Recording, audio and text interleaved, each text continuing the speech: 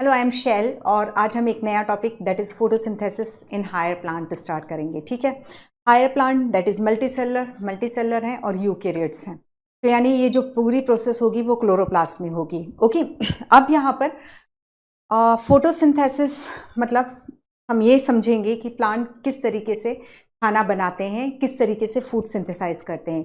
Humans जो करते हैं वो फूड कुक करते हैं, दैट इज़ पकाते हैं। ठीक है, तो सिंथेसाइज कौन करता है? प्लांट्स करते हैं। और इसकी इस फिजियोलॉजिकल प्रोसेस की इंपॉर्टेंस ये है कि हम डायरेक्टली, चाहे नॉन वेजिटेरियन हो चाहे वेजिटेरियन हो, हम डिपेंडेंट हैं प्लांट पे फूड के लिए। नॉन वेजिटेरियन है तो इनडायरेक्टली और वेजिटेरियन है तो डायरेक्टली हम प्लांट पर डिपेंडेंट है। ठीक है, दूसरी इसकी सब इंपॉर्टेंस ये है कि फोटोसिंथेसिस की प्रोसेस में ऑक्सीजन रिलीज होती है, ऑक्सीजन इवॉल्व होती है एज अ बाई प्रोडक्ट। ठीक है, तो हमें मालूम है एरोबिक रेस्पिरेशन के लिए सभी organism, either it is plant और एनिमल्स, इन सभी को ऑक्सीजन की रिक्वायरमेंट होती है। और एटमॉस्फेयर में 21%, 20.79 समथिंग कुछ है, दैट इज 21% ऑक्सीजन है। और यदि धीरे धीरे सभी ऑर्गेनिज्म केवल कंज्यूम करते जा रहे हैं और कोई दूसरा उसको बैलेंस करने के लिए नहीं है, तो एक टाइम ये होगा कि वो ऑक्सीजन डिप्लीट होती रहेगी। तो फोटोसिंथेसिस वो प्रोसेस है जो ऑक्सीजन साइकिल में इंपॉर्टेंट रोल प्ले करती है। तो बिकॉज ऑक्सीजन इवॉल्व होती है और सेकेंड चीज ये फूड फॉर्म करते हैं, तो इस वजह से फोटोसिंथेसिस बहुत मायने रखती है। अब यहाँ पर हम स्टार्ट करते हैं कि क्या बोल, from where plant get their food. तो उस मतलब synthesis that is something create, बनाना।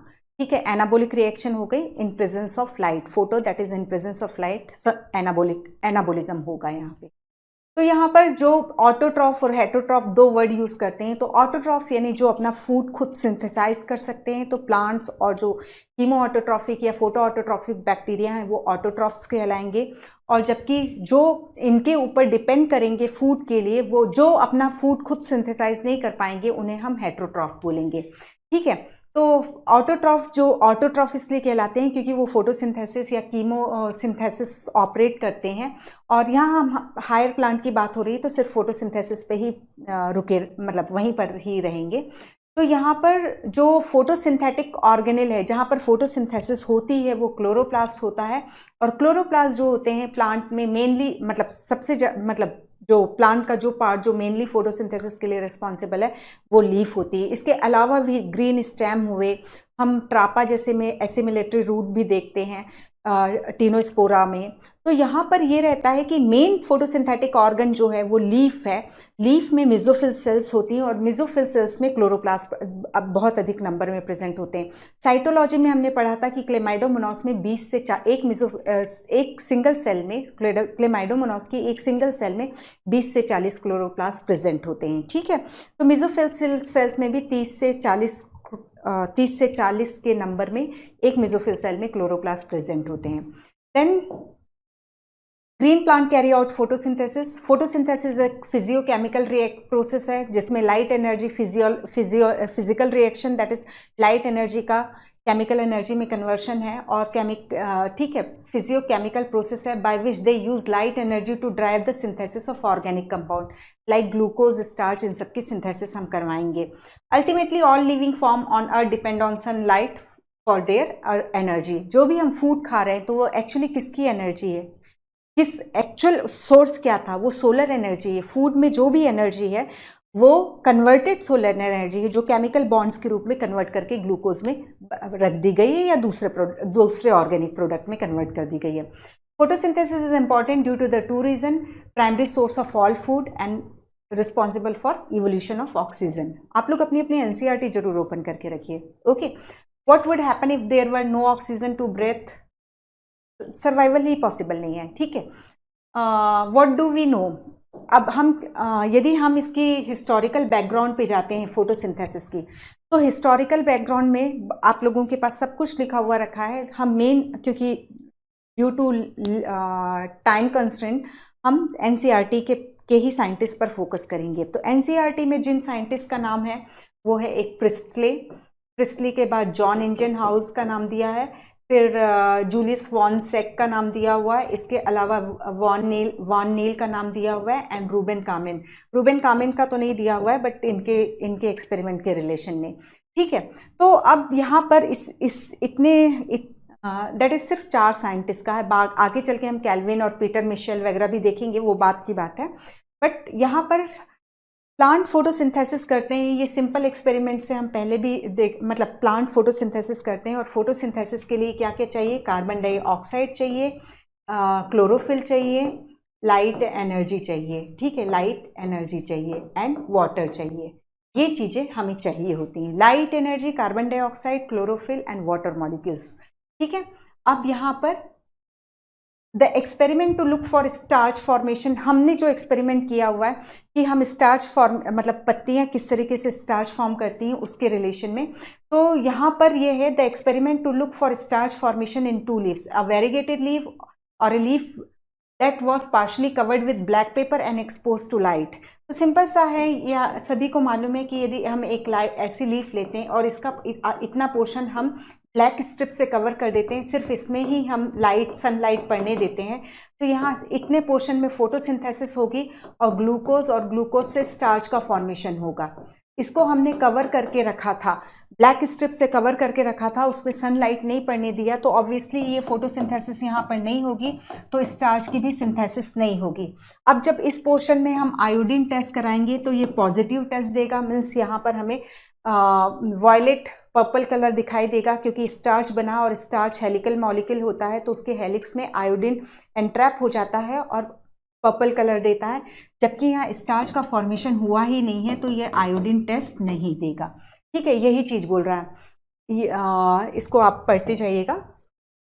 अब वेरीगेटेड लीफ में, वेरीगेटेड लीफ का मतलब है कि हम कई देखते हैं चितकबरी लीव्स जो होती हैं, यहाँ पर ये येलो दिखाई दे रही हैं, दैट इज यहाँ पर क्लोरोफिल नहीं है, ये इतना पोर्शन ग्रीन दिखाई दे रहा है, तो जो जहाँ पर क्लोरोफिल है ही नहीं वहाँ फोटोसिंथेसिस नहीं होगी, और फोटोसिंथेसिस नहीं होगी तो ये वाला एरिया जो है स्टार्च टेस्ट नहीं देगा, जबकि ये पोर्शन जो ग्रीन है, ये इतना मैंने ग्रीन बनाया है इसको, ठीक है, इतना जो ग्रीन पोर्शन है, ये पोर्शन यहाँ पर क्लोरोफिल है, तो ये फोटोसिंथेसिस करके ग्लूकोज देन स्टार्च का फॉर्मेशन करेगा, तो ये आयोडीन देगा।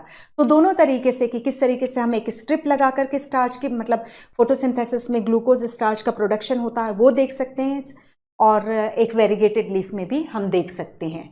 ठीक है, next, on testing these leaf for the presence of starch it was clear that photosynthesis awkward only in green part of the leaves in the presence of light.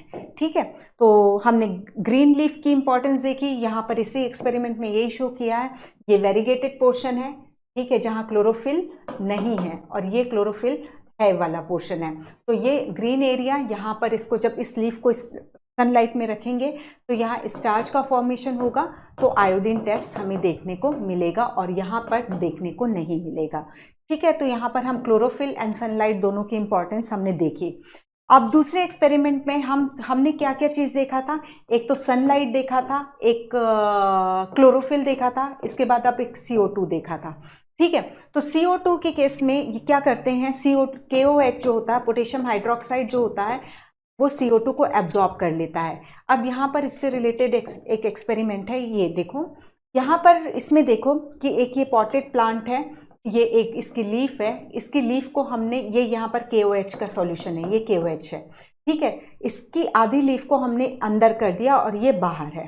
ठीक है, तो यहाँ बॉटल में जो भी CO2 रही होगी उसको कौन एब्जॉर्ब कर लेगा, KOH एब्जॉर्ब कर लेगा, और जब इसके बाद हम, ये अंदर वाली लीफ थी, बॉटल के अंदर वाला पोर्शन था, इसने फोटोसिंथेसिस नहीं की क्योंकि उसको कार्बन डाइऑक्साइड नहीं मिला, कार्बन डाइऑक्साइड कौन एब्जॉर्ब कर लिया था, KOH एब्जॉर्ब कर लिया था, तो ये आयोडीन टेस्ट, स्टार्च का आयोडीन टेस्ट नहीं देंगे, जबकि इनको CO2 मिल रही थी तो इन्होंने स्टार्च का आयोडीन टेस्ट दिया।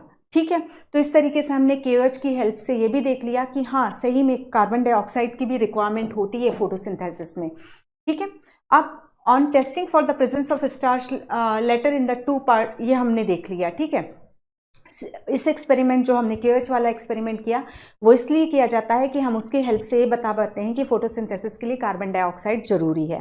जब सनलाइट पे हमने रखा था, इसके पहले वाला एक्सपेरिमेंट जिसमें हमने वेरीगेटेड लीफ का एग्जांपल लिया, वो ये बताता था कि सनलाइट ज़रूरी है। ये वाला एक्सपेरिमेंट बताया कि कार्बन डाइऑक्साइड ज़रूरी है। ठीक है, can you explain how this conclusion could be drawn? Obviously because we know potassium hydroxide जो है कार्बन डाइऑक्साइड को एब्जॉर्ब कर लेता है। ठीक है, अब जो जोसेफ प्रिस्टले जिन्होंने 1774 में ऑक्सीजन की खोज की थी, तो उनका इतना सब कुछ आप लोग जरूर रीड करिएगा। उनका कहना था, उन्होंने ये बताया था कि जो प्लांट होते हैं वो फाउल एयर, बैड एयर को वापस से good air, that is air को रीस्टोर कर लेते हैं।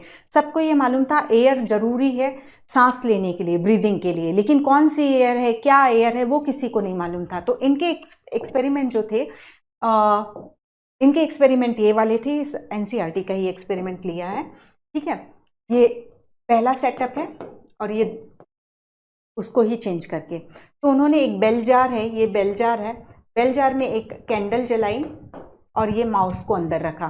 कुछ टाइम के बाद ये भी बुझ गई और इसकी भी डेथ हो गई। तो सिंपल सा है कि यहाँ पर जो भी ऑक्सीजन पहले प्रेजेंट थी वो धीरे धीरे बर्निंग और इसके रेस्पिरेशन में यूज़ हुई, और एक टाइम ऐसा आया कि 7 डेज कुछ के बाद कि ये कैंडल बुझ गई क्योंकि ऑक्सीजन ख़त्म हो गई थी, और उस ऑक्सीजन ख़त्म होने के कारण चूहे को भी सांस लेने के लिए ऑक्सीजन नहीं मिली, वो रेस्पिरेशन नहीं कर पाया, उसकी वजह से डेथ हो गई। दूसरे एक्सपेरिमेंट में उन्होंने क्या किया, यहाँ पर ये रख दिया, दैट इज एक प्लांट रख दिया। तो प्लांट फोटोसिंथेसिस करेंगे, फोटोसिंथेसिस की प्रोसेस में वो क्या इवॉल्व करेंगे, O2 इवॉल्व करेंगे, और ये रेस्पिरेशन से क्या रिलीज कर रहे हैं, CO2 रिलीज कर रहे हैं। तो ये बाद में देखा कि ये यदि हम एक प्लांट को अंदर रख देते हैं बेल जार के, तो ये भी जलती रहती है और ये भी सर्वाइव करता रहता है। तो हमें मालूम है कि कार्बन डाइऑक्साइड एक छोड़ रहा है फोटोसिंथेसिस के, सॉरी ये जो रैट है, माउस है, वो रेस्पिरेशन की प्रोसेस में CO2 रिलीज कर रहा है। तो CO2 जो है वो प्लांट फोटोसिंथेसिस में यूज़ कर रहे हैं, और फोटोसिंथेसिस में एज अ बाय प्रोडक्ट वो ऑक्सीजन को रिलीज कर रहे हैं। तो वो उनके रेस्पिरेशन या कैंडल बर्निंग के लिए मिलते जा रही है।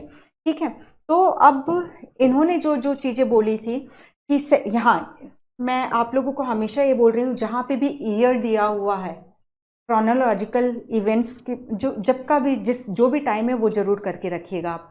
तो 1770 में इन्होंने एक्सपेरिमेंट किए, ये वाला जो हमने देखा अभी।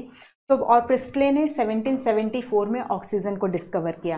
प्रिस्टले का ऑब्जर्वेशन ये था कि that a candle burning in a close space, a bell jar soon get extinguish, बुझ जाती है। Similarly a mouse would soon suffocate in a closed space.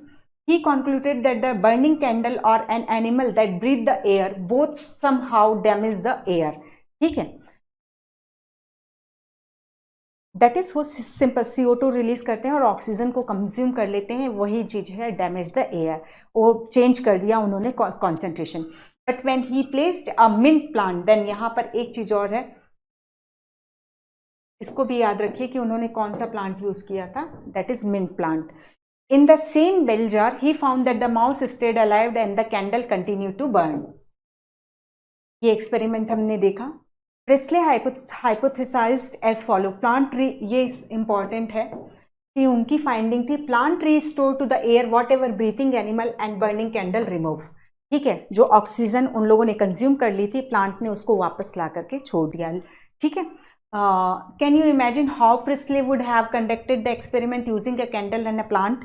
कैसे किया होगा, कैसे जलाते होंगे? यदि वो बेल जार को हटाएंगे, उसके कैप को हटाएंगे, तो फिर से ऑक्सीजन एंटर कर जाएगी। तो वो सिंपल सा तरीका है। हम आप लोगों ने पता नहीं बचपन में किया है कि नहीं किया, हम लोग एक ग्लास लेकर के उसको फोकस करके कागज बहुत हम लोगों ने जलाया है। तो वही एक तरीका है जिसमें उसको बेल जार सेटअप को डिस्टर्ब नहीं करो और आप कैंडल को भी जला सकते हो, क्योंकि यदि हम माचिस या किसी भी तरीके से जलाने जाते हैं तो वो फिर से ऑक्सीजन और मतलब वही एटमॉस्फेयर को रीस्टोर कर देगा। हमें उसको डिस्टर्ब नहीं करना है, उसको वैसे ही रखे रहना है, उसको डिस्टर्ब नहीं करना है सेटअप को, और कैंडल को जलाना है। ठीक है, देन फिर उसके बाद जॉन इंजनहाउस का था। तो जॉन इंजनहाउस ने सेम एक्सपेरिमेंट जो जोसेफ प्रिस्ले ने किया वही किया, और उन्होंने क्या किया, ये बेल जार के सेटअप को अंधेरे में रखा।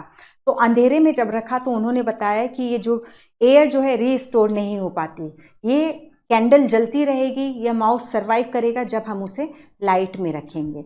ठीक है, क्योंकि लाइट में फोटोसिंथेसिस होगी और ऑक्सीजन इवॉल्व होगी, तो ऑक्सीजन जो है वो चूहा भी सांस लेने में यूज़ कर पाएगा और कैंडल भी बर्निंग में यूज़ कर पाएगी। यदि हम इसको इस सेटअप को डार्क में रख देंगे तो ये चीज़ हो ही नहीं सकती, क्योंकि फोटोसिंथेसिस नहीं होगी तो ऑक्सीजन इवॉल्व नहीं होगी, और ऑक्सीजन इवॉल्व नहीं होगी तो ना ही तो कैंडल जलेगी, ना ही वो चूहा सर्वाइव कर पाएगा।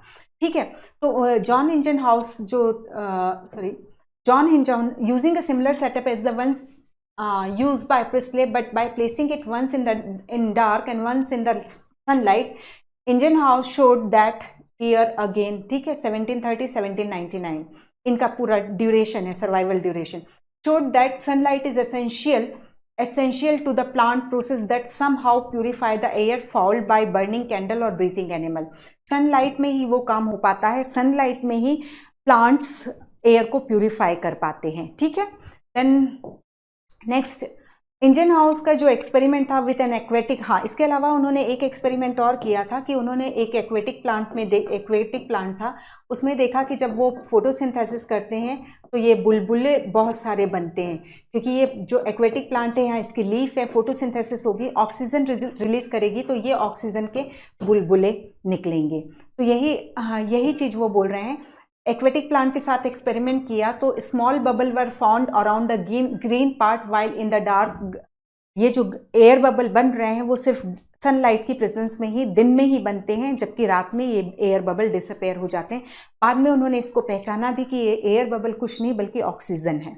Hence he showed that it is only the green part of the plant that could release oxygen. ठीक है, पूरा प्लांट से ऑक्सीजन नहीं निकलता, दैट इज सिर्फ green part of the plant can release oxygen. ठीक है, तो इनका कि फोटोसिंथेसिस सिर्फ सनलाइट में होती है और ऑक्सीजन का इवोल्यूशन सिर्फ सनलाइट में होता है, और इसके अलावा सिर्फ green part of the plant can release oxygen. ठीक है, ये चीज केवल ग्रीन पार्ट ही फोटोसिंथेसिस करते हैं, ये भी इनकी फाइंडिंग थी। तो नेक्स्ट है जूलियस वॉन्सेक के इसमें कि जो फोटोसिंथेसिस होती है उसमें ग्लूकोज बनता है जो कि फिर स्टार्च में कन्वर्ट हो जाता है। ठीक है, it was not until about 1854 that Julius von Sachs provided evidence for production of glucose when plant grow. फिर से ईयर इस समय हमें पता चल गया कि भाई फोटोसिंथेसिस क्या कर रहा है, एक्चुअली ग्लूकोज बना रहा है और ग्लूकोज से फिर स्टार्च का फॉर्मेशन हो रहा है। एक चीज और, हाँ ये वाला एक एक्सपेरिमेंट, बाकी तो वही चीज है देखो। ठीक है, यहाँ पर प्लांट रख दिया तो ये जल रही है, यहाँ पर ये बुझ गई। ठीक है, 7 days, हाँ इसको डार्क में रखा तो ये नहीं जली, डार्क में रख देने के कारण ऑक्सीजन को वो मतलब कोशिश की डार्क में रखने के बाद इसको लिट करने की, तो ये जला नहीं पाए कैंडल को। यहाँ पर पोटैटो को रखा, आलू को, तो वो नॉन ग्रीन पार्ट है तो वो फोटोसिंथेसिस नहीं करेगा, तो यहाँ पर इसको रखा, उसके बाद जलाने की कोशिश की तो नहीं जला। ठीक है, इन्होंने इसको लाइट में रखा। ठीक है, लाइट में रखने के बाद उन्होंने इसी तरीके से जो मैं मिरर का बोल रही हूँ कि उसको फोकस करके कैंडल जलाया तो कैंडल जल गई। यहाँ पर डार्क में रखा तो कोई ऑक्सीजन का इवोल्यूशन नहीं हुआ तो ये नहीं जली। यहाँ ग्रीन नहीं था, ये potato photosynthesis, potato tuber stem है, फोटोसिंथेसिस नहीं करता तो ऑक्सीजन यहाँ पर नहीं बनी, इसलिए कैंडल को जलाने की कोशिश की तो कैंडल नहीं जली। ठीक है, देन यहाँ पर 1854 में हमें ये भी बता दिया गया कि भाई ग्लूकोज बनता है और ग्लूकोज से स्टार्च बनता है, और फिर उन्होंने साथ में यही बता दिया कि ये जो ग्लूकोज स्टार्च बनाने की प्रोसेस है वो एक पर्टिकुलर कंपार्टमेंट में हो रही है, जिसे बाद में हमने मतलब एक पर्टिकुलर सेल ऑर्गेनेल इसके फॉर्मेशन के लिए रिस्पॉन्सिबल है, जिसे बाद में हमने क्लोरोप्लास्ट कहा। ठीक है, देन इसके बाद TW इंजलमान है। मुझे स्लाइड बड़ी अच्छी, मतलब मैंने भी जब ये स्लाइड को देखा मुझे बड़ा अच्छा लगा कि स्पेक्ट्रम से रिलेटेड है तो उन्होंने स्पेक्ट्रम बैकग्राउंड में रखा है। ओके, तो thank you Preeti for this. तो TW एंजलमान जो है using a prism he split light. हाँ, अब इनका एक्सपेरिमेंट जो था, इनका जो एक्सपेरिमेंट था एंजलमान का, तो उन्होंने ये बताने की कोशिश की कि विजिबल रेंज जो होती है दैट इज 380 से 750 nm के करीब की ये जो है विजिबल रेंज होती है, जिसके आगे शॉर्ट वेवलेंथ जो होती हैं अल्ट्रा वायलेट हो जाती हैं, और जिसके नीचे लॉन्ग वेवलेंथ जो होती हैं वो दैट इज इंफ्रारेड होती हैं। ठीक है, यदि हम बात करते हैं, ये विजिबल रेंज है। ठीक है, विजिबल रेंज दैट इज हमने स्टार्ट की 380 से 750 के करीब यहाँ ये विजिबल रेंज है, और इसके ऊपर अल्ट्रा वायलेट आता है और इसके इधर इंफ्रारेड। ये लॉन्गर वेवलेंथ और ये शॉर्टर वेवलेंथ है, ठीक है। और यहाँ इनकी एनर्जी हाई है और इनकी एनर्जी जो है लो होती है। आपको मालूम ही है बहुत अच्छे से, energy is equal to 1/1 lambda. यदि वेवलेंथ बढ़ती जाती है तो एनर्जी कम होती जाती है।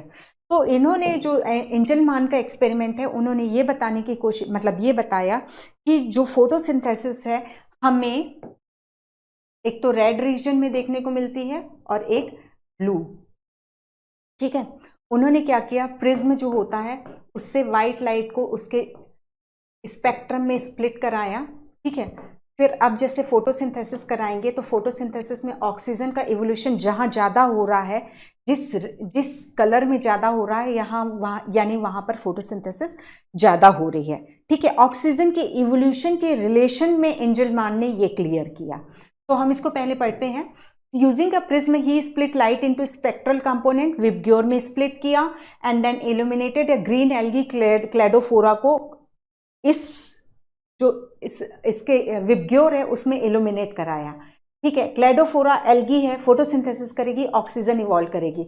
उसी सस्पेंशन में उन्होंने क्या किया, ये देखो, ये स्प्लिट की हुई लाइट डाल रहे हैं, ये यहाँ पर क्लेडोफोरा एल्गी है, ठीक है। तो यहाँ पर जैसे ये इल्यूमिनेट किया तो यहाँ पर यदि जैसे विबग्योर ये, ठीक है, और ये रेड, ये ब्लू एरिया और रेड एरिया, तो यहाँ पर देखा उन्होंने कि इस एरिया में एरोबिक बैक्टीरिया ज़्यादा एक्यूमुलेट हो रहे हैं। उसका रीज़न क्या है, क्योंकि यहाँ पर फोटोसिंथेसिस ज़्यादा हो रही है, और फोटोसिंथेसिस ज़्यादा हो रही है तो ऑक्सीजन इवॉल्व हो रहे हैं, तो एरोबिक बैक्टीरिया ऑक्सीजन की ओर अट्रैक्ट होकर के आ रहे हैं, ठीक है। तो using a prism he split light into spectral component and then illuminated a green algae cladophora placed in a suspension of aerobic bacteria. The bacteria were used to detect the site of O2 synthesis, O2 evolution. He observed that the bacteria accumulated mainly in the region of blue and red light of the split spectrum. ये जो first है, first action spectrum, action मतलब कहाँ पर action हो रहा है, कहाँ पर फोटोसिंथेसिस हो रही है, ये कहाँ पर एक्टिविटी हो रही है, स्पेक्ट्रम के किस कलर में ये एक्टिविटी हो रही है, ये एक्शन स्पेक्ट्रम कहलाती है। एब्जॉर्प्शन स्पेक्ट्रम और एक्सटिंक्शन स्पेक्ट्रम हम अभी देखेंगे। The first action spectrum of photosynthesis was thus described. इस तरीके से एंजलमान ने फर्स्ट एक्शन स्पेक्ट्रम के बारे में बताया कि ब्लू और रेड एरिया में फोटोसिंथेसिस होती है। It resemble roughly the absorption spectra of chlorophyll A and B. तो ये जहाँ पर फोटोसिंथेसिस हो रही थी वहीं पर क्लोरोफिल A और B जो है इन लाइट सोलर एनर्जी को एब्जॉर्ब कर रही थी। वो अभी हम इसको और देखते हैं, ठीक है। तो यही चीज़ है, उन्होंने ये क्लेडोफोरा एल्गी है, ये एल्गी का फिलामेंट है, ठीक है। इन्होंने ये जो स्प्लिट हुई है प्रिज्म से लाइट, ठीक है, ये इसके सब कलर्स दिखाई दे रहे हैं।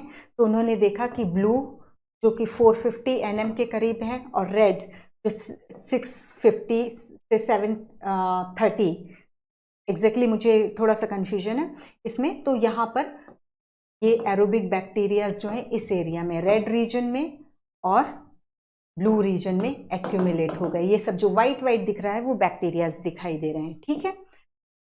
Then by the middle of the 19th century, हाँ, इसके बाद एक और साइंटिस्ट थे, मतलब यहाँ इतना क्लियर हो चुका था कि कार्बोहाइड्रेट ग्लूकोज बनता है, कार्बन डाइऑक्साइड जरूरी है, वाटर जरूरी है।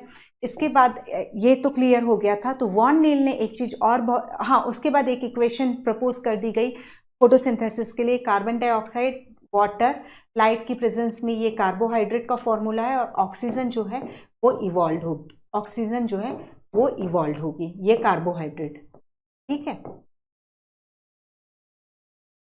देन इसके बाद वॉन नील का एक्सपेरिमेंट था। वॉन नील का एक्सपेरिमेंट ये था, उन्होंने ग्रीन पर्पल सल्फर बैक्टीरिया में काम किया, और माइक्रोबायोलॉजिस्ट थे, ये भी याद रखिएगा, ईयर जो दिया है वो भी याद रखिएगा कि यहाँ पर जो हम वाटर ले रहे हैं तो ज़रूरी नहीं है कि वाटर ही हो। यहाँ पर जो भी वाटर है, या H2O हो या H2S हो, तो इनका रोल क्या होता है, ये हाइड्रोजन डोनर का काम करते हैं, ठीक है, हाइड्रोजन डोनर का काम करते हैं। तो जब हाइड्रोजन सल्फाइड यूज होगा तो रिलीज होने वाली गैस क्या हो जाएगी, हाइड्रोजन सल्फाइड होगा तो ऑक्सीजन की जगह कौन सी गैस रिलीज होगी, सल्फर गैस रिलीज होगी। और जब वाटर हाइड्रोजन डोनर होगा तो जो गैस रिलीज होगी वो ऑक्सीजन होगी। ठीक है, तो ये कौन सी गैस रिलीज होगी, ये यदि क्या बोलते हैं, सॉरी, ये जो है ये यहाँ पर यदि H2S यूज कर रहे हैं तो ये सल्फर होगी, और यदि H2O यूज कर रहे हैं तो ये O होगा। तो हाइड्रोजन डोनर मतलब वाटर मॉलिक्यूल जो है वो हाइड्रोजन डोनर के रूप में वहां पर प्रेजेंट होता है।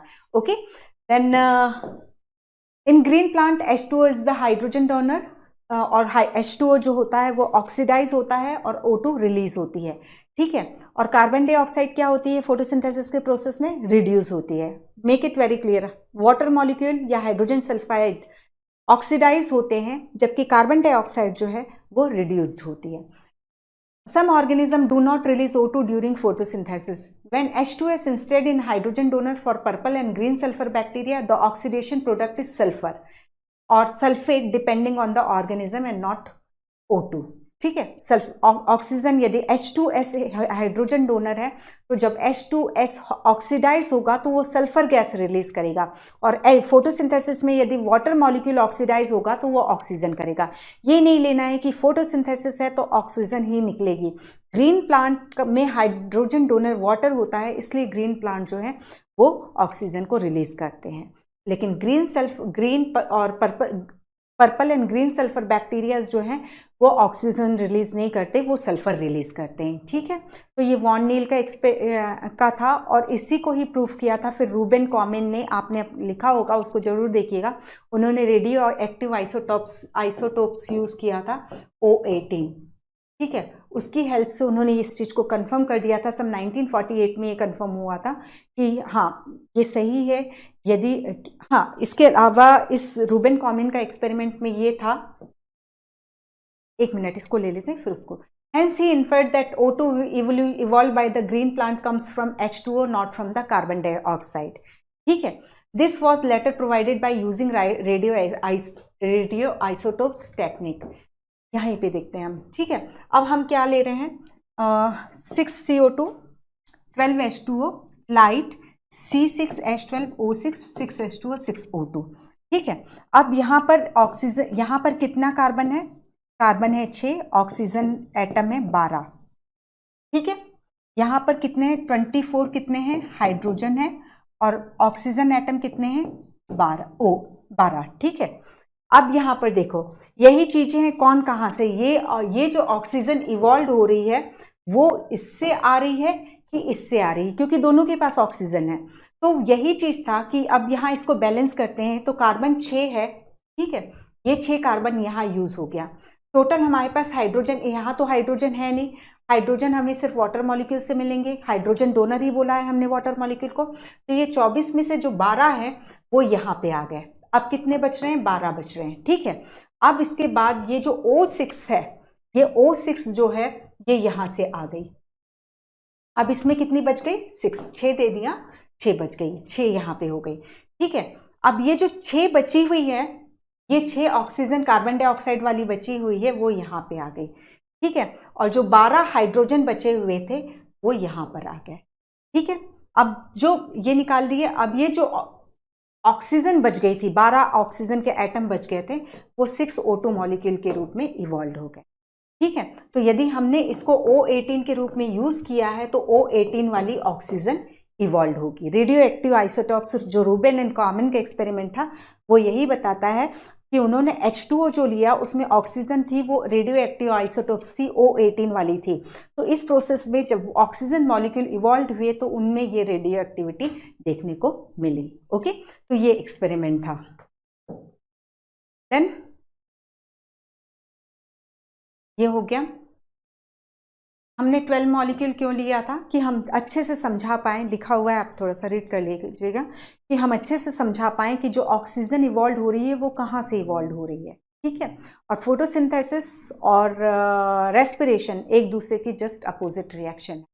अब वेयर फोटोसिंथेसिस टेक प्लेस, तो यहाँ पर हमें मालूम है क्लोरोप्लास्ट की एक बार फिर से स्ट्रक्चर देखते हैं। तो क्लोरोप्लास्ट के स्ट्रक्चर में ये इस तरीके से double unit membrane bounded structure होगी, ओके।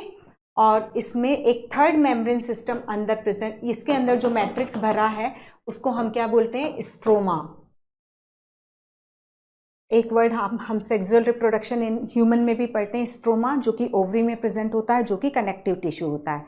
तो यहाँ जो फिलिंग है उसके लिए हम स्ट्रोमा यूज कर रहे हैं। स्ट्रोमा के अंदर हमें थर्ड मेम्ब्रेन सिस्टम, क्योंकि वन मेम्ब्रेन, दूसरा मेम्ब्रेन, और अब ये जो बना रही हूँ मैं, ये थर्ड मेम्ब्रेन सिस्टम है, ये थाइलेकॉइड्स बनाते हैं, ठीक है। थाइलेकॉइड्स जस्ट ये है, एक थाइलेकॉइड, दो थाइलेकॉइड, तीन थाइलेकॉइड, चार थाइलेकॉइड, ये चार थाइलेकॉइड मैंने एक के ऊपर एक रख दिए, तो इसको मैं क्या बोलूंगी, ग्रेना। तो जस्ट पाइल अप होते गए थाइलेकॉइड्स। थाइलेकॉइड्स जो है ये जैसे दो मेम्ब्रेन है, यहाँ पर सिर्फ single unit membrane bounded structure होती है, ठीक है। तो इसको आप एक इमेजिन करिए, एक बलून है, बलून के अंदर, ये मैं तो टीएस में शो करती हूँ, ऐसे स्ट्रक्चर होगी, तो इसके अंदर कैविटी है, इस हाथ को मैं अंदर, ये जहाँ से पेन अंदर है तो वो ल्यूमेन है, ठीक है।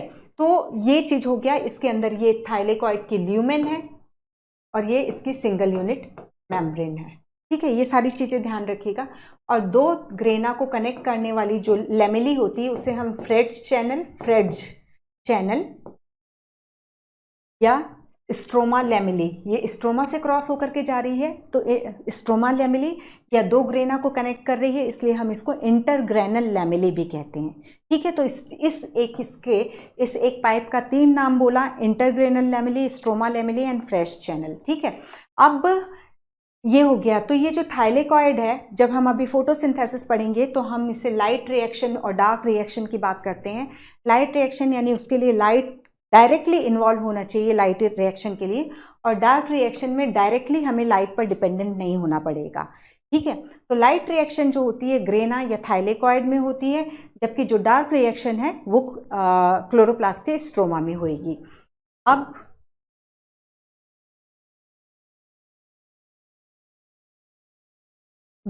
लीव्स में होती है मेनली फोटोसिंथेसिस, इसके अलावा जो अदर ग्रीन पार्ट्स हैं वहाँ पे भी क्लोरोफिल है, जहाँ पे भी क्लोरोफिल मिलेगा, लाइट मिलेगी, कार्बन डाइऑक्साइड मिलेगा, पानी मिलेगा, वो पार्ट जो है फोटोसिंथेसिस करेगा ही करेगा। The mesophyll cell in the leaves have a large number of chloroplast, ठीक है। यूजुअली द क्लोरोप्लास्ट अलाइन, हाँ अब ये है, तीन इसमें पॉइंट बनते हैं। Usually the chloroplast align themselves along the wall of mesophyll cell such that they get optimum quantity of incident light. अब एक ये मेसोफिल सेल है, सपोज ये पेलिसेट टिश्यू हो गया, एनाटॉमी याद करो, डॉर्सी वेंट्रल लीफ में मेसोफिल इस पेलिसेट पैरेन्काइमा एंड स्पॉन्जी पैरेन्काइमा में डिफरेंशिएट होता है, मोनोकॉट लीफ में नहीं होता। तो ये बोल रहे हैं कि यदि हमें ऑप्टिमम, ना ही बहुत ज़्यादा लाइट मिल रही है ना ही बहुत कम लाइट मिल रही है, तो ये जो मेसोफिल सेल है एक बॉक्स जैसा समझिए, तो ये जो क्लोरोप्लास्ट होते हैं, जो हम पढ़ रहे हैं कि 30 से 40 क्लोरोप्लास्ट एक मेसोफिल सेल में होते हैं, तो ये अपने आप को मेसोफिल सेल की वॉल से अलाइन कर लेते हैं, वहाँ पर ले आते हैं। जैसे ये इसकी वॉल है तो वो यहाँ पर आ जाएंगे, इस तरीके से आ जाएंगे क्लोरोप्लास्ट, यहाँ सनलाइट पड़ रही है, यहाँ आ जाएंगे। तो इससे क्या होगा कि वो मैक्सिमम सनलाइट को, मतलब वो अच्छे से सनलाइट को अचीव कर पाएंगे। यदि बहुत तेज सनलाइट है तो वो परपेंडिकुलर हो जाएंगे, जिससे कि वो तेज सनलाइट से अपने आप को, क्योंकि क्लोरोफिल का ऑक्सीडेशन हो जाता है फोटोसिंथेसिस, बहुत तेज लाइट में सोलराइजेशन हो जाता है, दैट इज क्लोरोफिल का ऑक्सीडेशन हो जाता है और वो डिस्ट्रॉय हो जाती है उसकी स्ट्रक्चर। तो इस वजह से यदि बहुत तेज लाइट है तो बहुत तेज लाइट में वो वॉल के परपेंडिकुलर हो जाते हैं, ठीक है। ऑप्टिमम लाइट यही चीज बोल रहा है, usually the chloroplast align themselves along the wall of the mesophyll cell in optimum quantity of light. Then when do you think the chloroplast will be aligned with their flat surface parallel to the wall? जब लो light होगी, with their flat surface, chloroplast की जो flat surface है उससे जाकर के इस तरीके से लग जाएंगे, तो वो लो लाइट, जब लाइट कम रिसीव कर रहे हैं और बहुत हाई लाइट रिसीव कर रहे हैं, तो वो क्लोरोफिल को बचाने के लिए उसके परपेंडिकुलर, दैट इज वॉल के परपेंडिकुलर आ जाते हैं। तो तीन condition, optimum, then low light and high light में किस तरीके से मेसोफिल सेल में वो अरेंज होंगे, ये चीज बता रहा है, ठीक है। देन ये चीज हमने पूरी देख ली है, ठीक है। There is a clear division of flavour within the chloroplast. Grana जो है लाइट रिएक्शन, स्ट्रोमा जो है डार्क रिएक्शन करेगा। The membrane system is responsible, जो हम थाइलेकॉइड सिस्टम देख रहे हैं, तो थाइलेकॉइड सिस्टम में दैट इज लाइट, थाइलेकॉइड में लाइट रिएक्शन हो रही है या ग्रेना में लाइट रिएक्शन हो रही है, और लाइट रिएक्शन जो है दो प्रोडक्ट बनाएगा, एक एटीपी को प्रोड्यूस करेगा और दूसरा दैट इज NADPH2 को प्रोड्यूस करेगा। NADPH2 और ATP को हम एसिमिलेटरी पावर के रूप में जानते हैं, क्योंकि लाइट रिएक्शन ने ये दोनों को सिंथेसाइज कर दिया, फिर ये दोनों मिलकर के जा करके कार्बन डाइऑक्साइड को ग्लूकोज में रिड्यूस करेंगे। ठीक है, तो स्टेप वाइज प्रोसेस है, क्लियर कट डिवीजन देखने को मिल रहा है काम का, कि ग्रेना लाइट रिएक्शन कर रही है, लाइट रिएक्शन होने के कारण ATP और NADPH2 सिंथेसाइज हो रहा है, और ये फिर NADPH2, NADPH और ATP स्ट्रोमा में जा करके कार्बन डाइऑक्साइड को ग्लूकोज में रिड्यूस कर रहे हैं और ग्लूकोज बन रहा है, दैट इज फोटोसिंथेसिस यहाँ पर हमारी कंप्लीट हो जाएगी। ठीक है, तो यही चीज़ है। और इसके अलावा आपको मालूम है कि क्लोरोप्लास्ट और mitochondria double unit membrane bounded structure है, सेमी जेनेटिक ऑटोनॉमस है क्योंकि इसमें circular DNA without histone present है। इसके अलावा इसमें 70S राइबोसोम्स भी प्रेजेंट होता है। ठीक है, देन स्ट्रोमा में स्टार्च का फॉर्मेशन देखने को मिलेगा, क्योंकि डार्क रिएक्शन में जो लाइट रिएक्शन ने ATP और NADPH बनाया है वो कार्बन डाइऑक्साइड को ग्लूकोज में रिड्यूस करेगा और ग्लूकोज से फिर स्टार्च का फॉर्मेशन देखने को मिलेगा। तो लाइट रिएक्शन ही जो है वो एक्चुअली फोटोकेमिकल रिएक्शन है जिसमें लाइट एनर्जी का कन्वर्शन होगा। ठीक है, अब डार्क रिएक्शन के लिए यही बोल रहा है कि वो डायरेक्टली लाइट पर डिपेंडेंट नहीं होगा, हालांकि अभी हम नहीं पढ़े हैं इसलिए अभी इसको पूरा हमें पढ़ना है, फिर आपको अपने आप से ही समझ में आता जाएगा कि क्यों वो इनडायरेक्टली डिपेंड है और डायरेक्टली डिपेंड है। How many types of pigments are involve in photosynthesis. तो फोटोसिंथेसिस में हम क्लोरोफिल देखते हैं, इस क्लोरोफिल में क्लोरोफिल ए, हायर प्लांट्स की बात कर रहे हैं तो क्लोरोफिल ए जो होता है वो मेन क्लोरोफिल होता है। क्लोरोफिल बी एसेसरी पिगमेंट के रूप में प्रेजेंट होता है, और इसके अलावा कैरोटीनॉइड जिसमें हम कैरोटीन और जेंथोफिल पढ़ते हैं वो भी एसेसरी पिगमेंट के रूप में प्रेजेंट होते हैं। और ये जितने भी एसेसरी पिगमेंट हैं उनका काम है कि भाई लाइट को एब्जॉर्ब करो और फिर क्लोरोफिल ए को ट्रांसफ़र कर दो, रिएक्शन सेंटर को ट्रांसफ़र कर दो। ये सब चीज़ें हम ये अभी देखते जाएंगे। तो हमने यहाँ पर पिगमेंट्स देखे, और looking at the plant, have you ever wondered why and how there are so many shades of green in their leaves even in the same plant? क्योंकि यहाँ पर डिफरेंट टाइप के पिगमेंट्स देखने को मिलते हैं, और ये डिफरेंट टाइप के पिगमेंट्स को हम पेपर क्रोमेटोग्राफी के थ्रू अलग अलग कर सकते हैं, और ये क्रोमेटोग्राम प्रिपेयर होता है उनकी सॉलिबिलिटी के अकॉर्डिंग, ये पेपर क्रोमेटोग्राम है। ठीक है, तो हमने देखा अभी pigments chlorophyll A, chlorophyll B and carotenoid, जिसमें कैरोटीन एंड जेंथोफिल की बात की। ये सभी जो हैं ऑर्गेनिक सॉल्वेंट में ही सॉलेबल होंगे, वाटर में इनसॉलेबल होते हैं। ठीक है, separate the leaf pigment of any green plant through paper, we can separate the leaf pigment of any green plant through paper chromatography. A chromatographic separation of leaf pigment show that the color that we see in leaf is not due to a single pigment, due to 4 pigment. ठीक है, तो हम एक leaf में हमने अभी just देखा कि कई टाइप का वेरिएशन देखने को मिल रहा है, कहीं डार्क ग्रीन दिखाई दे रहा है, कहीं लाइट ग्रीन दिखाई दे रहा है। वो ये नहीं है कि सिर्फ एक क्लोरोफिल ए प्रेजेंट है, बल्कि ये सारे पिगमेंट्स प्रेजेंट है, इसके कारण हमें डिफरेंट टाइप की शेडिंग देखने को मिलती है लीफ में। और यहाँ जो क्वेश्चन बनेगा कि आप डिफरेंट पिगमेंट को किससे सेपरेट कर सकते हो, दैट इज पेपर क्रोमेटोग्राफी से, उनकी सॉलिबिलिटी के अकॉर्डिंग। ठीक है, क्लोरोफिल ए, अब यहाँ पर जो हमने 3-4 के नाम लिए उसमें क्लोरोफिल ए जो होता है ब्राइट और ब्लू ग्रीन कलर का होता है, जबकि क्लोरोफिल बी जो होता है वो येलो ग्रीन कलर का होता है, जेंथोफिल येलो कलर का, और कैरोटीनॉइड जो होता है येलो टू ऑरेंज कलर का होता है। ठीक है, इनके कलर आपको याद रखने हैं, क्लोरोफिल ए ब्राइट और blue green, chlorophyll B yellow green, xanthophyll yellow, and उसके बाद carotenoid that is yellow to yellow orange colour का होगा। ओके, ये सब कैरोटीन, जेंथोफिल येलो हो गया, येलो ऑरेंज कलर का हो गया, chlorophyll A blue green colour का हो गया, और ये chlorophyll B yellow green colour का हो गया। Okay, next, What role various pigment play in photosynthesis? ये सब चीज़ें हमें देखना। Pigments are substance that have an ability, हाँ पिगमेंट्स हम क्यों पढ़ रहे हैं, क्योंकि उनमें लाइट एब्जॉर्प्शन की कैपेसिटी है, इसलिए फोटोसिंथेसिस में इनका रोल इंपॉर्टेंट हो जाता है। Then which is the most abundant plant pigment? तो जितने भी फोटोसिंथेटिक प्लांट हैं उनमें क्लोरोफिल ए होता ही होता है। तो ये जो है मोस्ट अबंडेंट क्लोरोफिल पिगमेंट है, क्लोरोफिल ए। देन अब कौन सा पिगमेंट कौन सी स्पेक्ट्रम की किस लाइट को एब्जॉर्ब करता है, विजिबल रेंज में किस कलर को एब्जॉर्ब करता है, वो एक्शन और एब्जॉर्प्शन स्पेक्ट्रम की बात करते हैं। ठीक है, अब यहां पर देखो, इसमें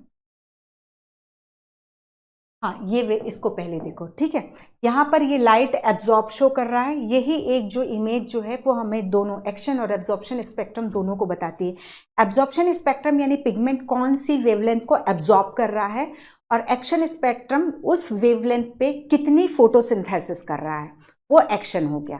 ठीक है, लाइट एब्जॉर्ब करके क्या करेगा, कुछ तो काम कर रहा है, दैट इज फोटोसिंथेसिस करवाएगा ना वो। तो एब्जॉर्प्शन स्पेक्ट्रम सिर्फ इतना बोलेगा कि किस वेवलेंथ को एब्जॉर्ब कर रहा है, और एक्शन स्पेक्ट्रम में हम ऑक्सीजन के इवोल्यूशन के थ्रू हम ये फाइंड आउट करते हैं कि यदि ज़्यादा ऑक्सीजन इवॉल्व हो रही है यानी वहाँ पर फोटोसिंथेसिस ज़्यादा हो रही है। तो एक्शन स्पेक्ट्रम फोटोसिंथेसिस कितनी हो रही है उसको बताएगा। तो यहाँ पर देखो ये 400 और ये 700, ठीक है, विजिबल रेंज हो गई। अब यहाँ पर जो ये ब्लू लाइन है, ब्लू लाइन, ठीक है, ये वाली, ये शो कर रही है एब्जॉर्प्शन स्पेक्ट्रम को। ठीक है, तो एब्जॉर्प्शन स्पेक्ट्रम हमें एक तो इस दैट इज ब्लू एरिया में ज़्यादा देखने को मिल रहा है। ठीक है, फिर उसके बाद हम कहाँ, ये रेड एरिया में ज़्यादा देखने को मिल रहा है। ये पीक एक रेड एरिया में आई और एक ये ब्लू एरिया में आई। ठीक है, अब रेट ऑफ फोटोसिंथेसिस कहाँ पर, यदि हम यहाँ पर एरोबिक बैक्टीरिया को छोड़ दें तो यहाँ पर हमें इस वाली वेवलेंथ में ज़्यादा बैक्टीरिया, क्लेडोफोरा का जैसे हमने देखा था कि क्लेडोफोरा फोटोसिंथेसिस करके ऑक्सीजन रिलीज करता है। तो जितनी ऑक्सीजन, जहाँ बहुत ज़्यादा ऑक्सीजन रिवॉल्व होगी वहाँ पर बहुत ज़्यादा एरोबिक बैक्टीरिया इकट्ठे होंगे। तो यहाँ पर हमें ज़्यादा दिखाई दे रहे हैं और यहाँ पर हमें एरोबिक बैक्टीरिया ज़्यादा दिखाई दे रहे हैं। तो ये ब्लैक लाइन जो है वो एक्शन स्पेक्ट्रम को शो कर रही है। तो जब जो चीज़ को ज़्यादा एब्जॉर्ब करेंगे वहीं पर ज़्यादा फोटोसिंथेसिस हमें देखने को मिलती है। यहाँ फिर सिंथेसाइज कर रहे हैं तो यहाँ पे भी ज़्यादा देखने को मिलती है।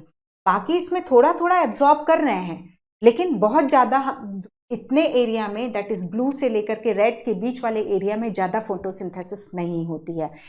सबसे ज़्यादा फोटोसिंथेसिस के लिए जो दो एरिया हैं वो ब्लू एंड रेड एरिया में होगा।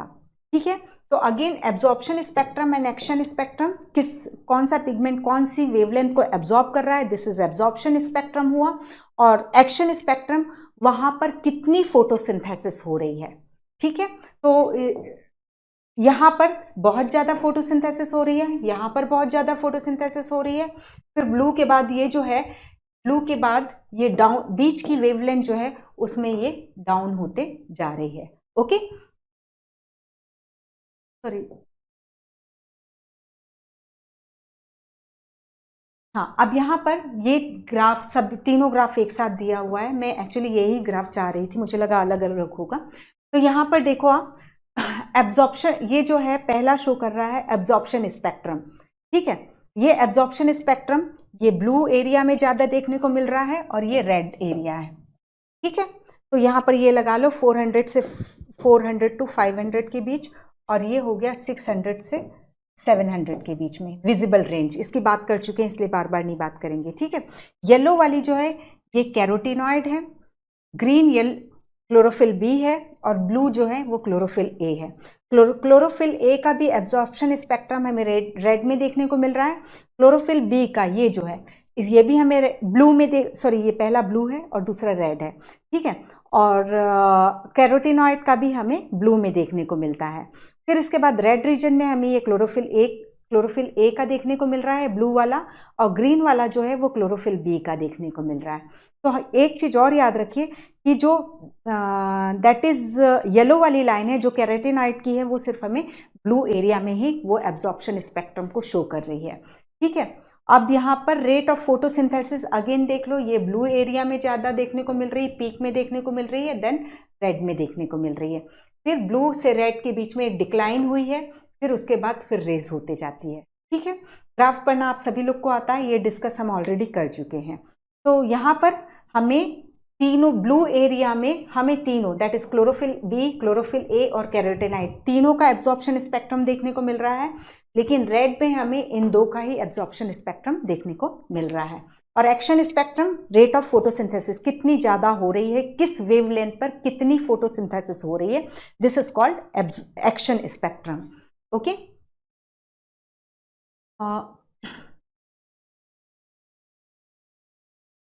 अभी हम ये एसेसरी पिगमेंट की बात जब, हाँ, लाइट रिएक्शन, अब हमने देख लिया कि ग्रेना या थाइलाकोइड जो होते हैं वहाँ लाइट रिएक्शन होती है। ये लाइट रिएक्शन है क्या चीज़, ठीक है।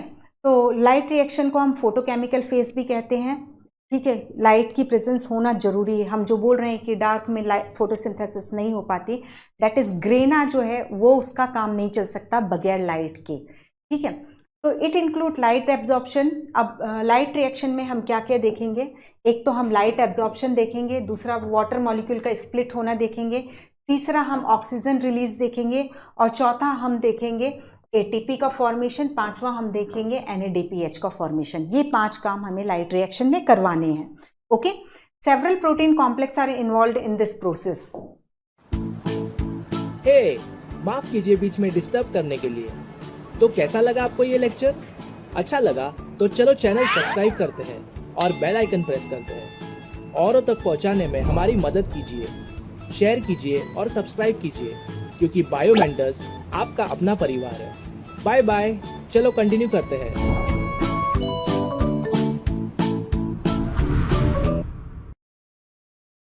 ओके, अब हम जब लाइट रिएक्शन की बात कर रहे हैं, तो लाइट रिएक्शन को समझने के लिए सिंपल, ये थाइलेकॉइड है, ठीक है। थाइलेकॉइड एक के ऊपर एक रख के ग्रेना बनाते हैं, और 2 ग्रेना जो कनेक्ट होते हैं वो इंटरग्रेनल लेमिली, जिसे हम फ्रेट चैनल या स्ट्रोमा लेमिली कहते हैं, उससे होते हैं। अब एक सिंगल थाइलेकॉइड को देखो, यदि हम इसको मैग्नीफाई व्यू लेंगे तो इस तरीके से ये लिपिड मेम्ब्रेन होगी, लिपिड के बाई लेयर होगी, और बीच बीच में प्रोटीन्स होंगे, ठीक है। यही स्ट्रक्चर देखने को मिलती है। तो लाइट रिएक्शन में हम एक जेड स्कीम देखते हैं, ठीक है, और इस जेड स्कीम को हम नॉन साइक्लिक फोटोफॉस्फोराइलेशन भी कहते हैं। अब यहाँ पर क्या होता है कि लाइट रिएक्शन के केस में हमने देखा कि हमें क्या क्या चीज बनाना था। तो हम यहाँ पे स्टार्ट करते हैं, एक LHC1 और एक LHC2 बनाएंगे, ठीक है। Okay, light harvesting complex 1 and just minute, LHC2 light harvesting complex 2 और यहाँ LHC1 बनाएंगे, ठीक है। अब ये जब हम फोटो सिस्टम की बात करते हैं, तो फोटो सिस्टम में एक्चुअली फोटो सिस्टम को, जैसे मैं इसको इस तरीके से शो करूं, ये कई सारे पिलर्स होंगे, ठीक है, इनमें कई सारे क्लोरोफिल मॉलिक्यूल्स प्रेजेंट होंगे। यदि अब हम ठीक है, और इसको जैसे जस्ट मैं 3D इमेज में करिए, जैसे ये मैं इसको एक फोटो सिस्टम मान रही हूँ, तो ये जो फिंगर्स हैं ये लाइट हार्वेस्टिंग कॉम्प्लेक्स हैं, जो अपने में क्लोरोफिल कंटेन करके रखेंगी। जो क्वांटासोम बनाती हैं उसमें टोटल 230 क्लोरोफिल मॉलिक्यूल होते हैं। कैरोटीनॉइड एसेसरी पिगमेंट्स के रूप में कैरोटीनॉइड्स वगैरह भी प्रेजेंट होते हैं, ठीक है। और सेंटर यहाँ पर इसके बीच में रिएक्शन सेंटर होगा। रिएक्शन सेंटर में क्लोरोफिल ए के 2 मॉलिक्यूल होंगे, ठीक है। ये अभी हम इतना समझ के रखते हैं। तो ये जैसे इसको इस तरीके से मैंने सर्कल में बना दिया सब जगह को, ठीक है।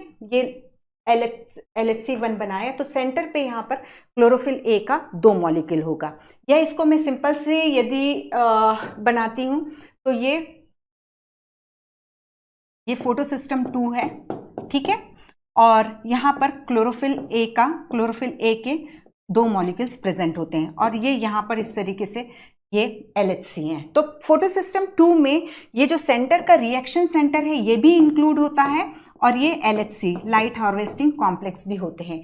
यहाँ लाइट हार्वेस्टिंग कॉम्प्लेक्स की बात करते हैं, तो यहाँ पर क्वांटासोम प्रेजेंट होगा, जिसमें 230 क्लोरोफिल मॉलिक्यूल्स होंगे, ठीक है, और जिसमें क्लोरोफिल ए और क्लोरोफिल बी दोनों प्रेजेंट होगा। जब रिएक्शन सेंटर की बात करते हैं, तो ये photo system 1 and photosystem 2 में डिफरेंट होगा। फोटो सिस्टम 2 में जो क्लोरोफिल ए मॉलिक्यूल होता है उसे हम 680 बोलते हैं, क्लोरोफिल ए 680। वो रिएक्शन सेंटर जो होता है वो उसमें जो वेवलेंथ एब्जॉर्ब करता है वो 680 nm वेवलेंथ को एब्जॉर्ब करता है। यहाँ इसी तरीके से हमने फोटो सिस्टम 1 बनाया। फोटो सिस्टम 1 का जो रिएक्शन सेंटर है, बाकी चीज वही होगी, LHC हो गया, ठीक है, जैसे LHC हो गया, सेंटर में रिएक्शन सेंटर है। तो यहाँ पर जो क्लोरोफिल का फॉर्म है वो P700 है। यहाँ का क्लोरोफिल ए का फॉर्म कौन सा है? P680 है, ठीक है। अब क्या होता है कि ये यहाँ से अपनी सनलाइट इस पे पड़ेगी, यहाँ पर क्लोरोफिल मॉलिक्यूल है, एसेसरी पिगमेंट्स हैं। अब इसको थोड़ा सा इस तरीके से ले लेते हैं हम, ये सब क्लोरोफिल मॉलिक्यूल्स हैं जो क्वांटासोम को बना रहे हैं, ठीक है। ये सब जो है लाइट वेव्स की, मतलब विजिबल की more and more light waves को, मतलब जैसे हम क्लोरोफिल ए का एब्जॉर्प्शन स्पेक्ट्रम, एक्सट्रैक्शन स्पेक्ट्रम देख करके आ रहे हैं, तो वो तो एक पर्टिकुलर रेंज में ही शो कर रहे थे। तो ये जो है एसेसरी पिगमेंट्स जो हैं वो वाइडर वेवलेंथ की लाइट को एब्जॉर्ब करेंगे, और जैसे इसने एब्जॉर्ब किया फोटोन, ये यहाँ इसको ट्रांसफ़र किया, इसको ट्रांसफ़र किया, और फाइनली ये जो एनर्जी कहाँ ट्रांसफ़र कर दी जाती है? P680 को ट्रांसफ़र कर दी जाती है। P680 क्लोरोफिल मॉलिक्यूल है, इलेक्ट्रॉन, प्रोटॉन, न्यूट्रॉन, कभी भी जो रहेगा एटम की जो स्ट्रक्चर रहेगी वही रहेगी। अब यहाँ पर जो इसके ऑर्बिट्स में इलेक्ट्रॉन्स मूव कर रहे हैं वो इस सोलर एनर्जी को एब्जॉर्ब करके एक्साइट हो जाते हैं, मतलब पहले अपने ऑर्बिट में मूव कर रहे थे, ग्राउंड स्टेट में थे, एनर्जी एब्जॉर्ब करके एक्साइटेड स्टेट में हो गए, ठीक है। अब तो उन्होंने ये जो क्लोरोफिल P680 का जो ऑर्बिट है उसको छोड़ दिया, उससे निकल गए और एक्साइटेड स्टेट में चले गए।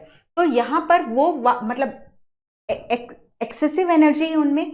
यहाँ पर एक बैठा हुआ है प्लास्टोक्यूनॉन, ठीक है। प्लास्टोक्यूनॉन ने इन इलेक्ट्रॉन को एक्सेप्ट कर लिया, ठीक है। अब प्लास्टोक्यूनॉन ने इस इलेक्ट्रॉन को एक्सेप्ट कर लिया। अब यहाँ पर एक चीज है, यहाँ से इलेक्ट्रॉन निकल गए तो यहाँ की इलेक्ट्रॉन में डिफिशियंसी आ गई, इलेक्ट्रॉन में कमी आ गई, ठीक है। इलेक्ट्रॉन निकल गए तो इलेक्ट्रॉन की कमी आई। तो अब इस इलेक्ट्रॉन की कमी को पूरा करेगा स्प्लिटिंग, वाटर की स्प्लिटिंग के थ्रू इस इलेक्ट्रॉन की कमी को पूरा किया जाएगा। तो ये जो हमने देखा था ये थाइलेकॉइड मेम्ब्रेन है। थाइलेकॉइड मेम्ब्रेन में ये यहाँ से इस तरीके से photo system 1, photo system 2 arrange हैं। तो यहाँ पर टूवर्ड्स ल्यूमेन साइड, ठीक है, एक थाइलेकॉइड इस तरीके के स्ट्रक्चर है, अंदर ल्यूमेन है, तो ल्यूमेन के साइड में वाटर मॉलिक्यूल की स्प्लिटिंग होगी। तो यहाँ पर ये जो है ये ल्यूमेन है, तो यहाँ पर वाटर मॉलिक्यूल की स्प्लिटिंग हुई, 2 वाटर मॉलिक्यूल स्प्लिट हुए, तो 4H प्रोटॉन बने, 4 इलेक्ट्रॉन बने और एक O2 का मॉलिक्यूल बना। तो एक O2 का मॉलिक्यूल बना, वो मेम्ब्रेन को क्रॉस करके क्लोरोप्लास्ट से बाहर निकल जाएगा और प्लांट मतलब स्टोमेटा के थ्रू वो बाहर निकल जाएगा, मतलब वो बाहर चला जाएगा, सेल से बाहर चला जाएगा, ठीक है। यहाँ पर इसका ये हुआ। अब ये जो 4 इलेक्ट्रॉन है, ठीक है, 2-2 इलेक्ट्रॉन करके यहाँ पहुँचते जाएंगे। अब यही जो स्प्लिटिंग ऑफ वाटर या फोटोलिसिस ऑफ वाटर, लाइट की प्रेजेंस में वाटर मॉलिक्यूल का हाइड्रोजन एंड ऑक्सीजन में टूटना, और जो इलेक्ट्रॉन है वो उसको ट्रांसफर कर देंगे क्लोरोफिल एक P680 को।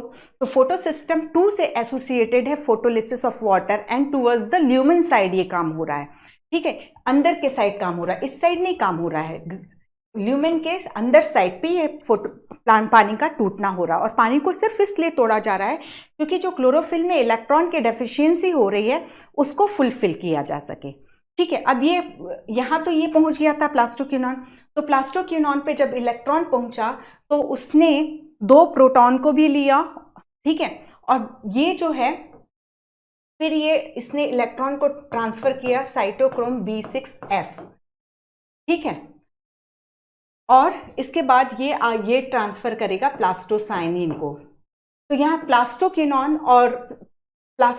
और प्लास्टोसाइनिन जो होते हैं ये मोबाइल कैरियर होते हैं, ठीक है। यानी जैसे मैंने इसको तो यहाँ से इस दिखाने के लिए इस तरीके से किया, ये जैसे प्लास्टोसाइनिन है उसने यहाँ से इलेक्ट्रॉन लिया, इसको ले जा करके यहाँ दे देगा, वैसे प्लास्टोसाइनिन इसके पास आएगा, यहाँ से इलेक्ट्रॉन लेगा और फिर फोटो सिस्टम 1 यहाँ पर जो बैठा हुआ है, यहाँ पर बना हुआ है, उसके क्लोरोफिल मॉलिक्यूल को दे देगा। वो क्लोरोफिल मॉलिक्यूल को देते जाएगा और रेजोनेंस मतलब ट्रांसफर ऑफ एनर्जी होती जाएगी। फाइनली फिर यहाँ पर जो P700 है जो कि बेसिकली क्लोरोफिल ए मॉलिक्यूल है जो रिएक्शन सेंटर बना रहा है, वो फिर लाइट, यहाँ पे भी तो लाइट पड़ेगी, वो फिर से इलेक्ट्रॉन को ग्राउंड स्टेट से एक्साइटेड स्टेट में जाएंगे P700 के इलेक्ट्रॉन, तो यहाँ पर फिर ये फेरिडॉक्सिन होगा। फेरिडॉक्सिन किस साइड, ये जैसे मैं इसको मेम्ब्रेन बना रही हूँ तो ये कहाँ पर है, ये स्ट्रोमा साइड पे, ठीक है। फोटोलिसिस ऑफ वाटर की बात हमने की है टूवर्ड्स ल्यूमेन साइड, फेरिडॉक्सिन बैठा हुआ है टूवर्ड्स स्ट्रोमा साइड है। जैसे ये मेम्ब्रेन है तो यहाँ पर यदि ये फोटोसिस्टम 1 है तो इस साइड पर ये फेरिडॉक्सिन है, ठीक है। उसने इलेक्ट्रॉन को एक्सेप्ट किया। फिर FNR एक बैठा रहे एंजाइम है, फेरिडॉक्सिन NADP रिडक्टेज, FNR, ठीक है। फेरिडॉक्सिन NADP रिडक्टेज, वो वहाँ NADP रिडक्टेज है तो किसको रिड्यूस करेगा, NADP को रिड्यूस करेगा। तो इस रास्ते से कौन आ रहे हैं, इलेक्ट्रॉन्स आ रहे हैं, ठीक है। इस रास्ते से इलेक्ट्रॉन आए, फेरिडॉक्सिन के पास इलेक्ट्रॉन आया, यहाँ पर कौन है, FNR फेरिडॉक्सिन NADP रिडक्टेज, उसने यहाँ पे NADP है, इलेक्ट्रॉन ये लेकर के आ रहा है, फेरिडॉक्सिन के पास आया हुआ है, उसने 2 इलेक्ट्रॉन दिया, 2 प्रोटॉन इसने किससे लिया, स्ट्रोमा से लिया, ओके, और इसको कन्वर्ट कर दिया NADPH में।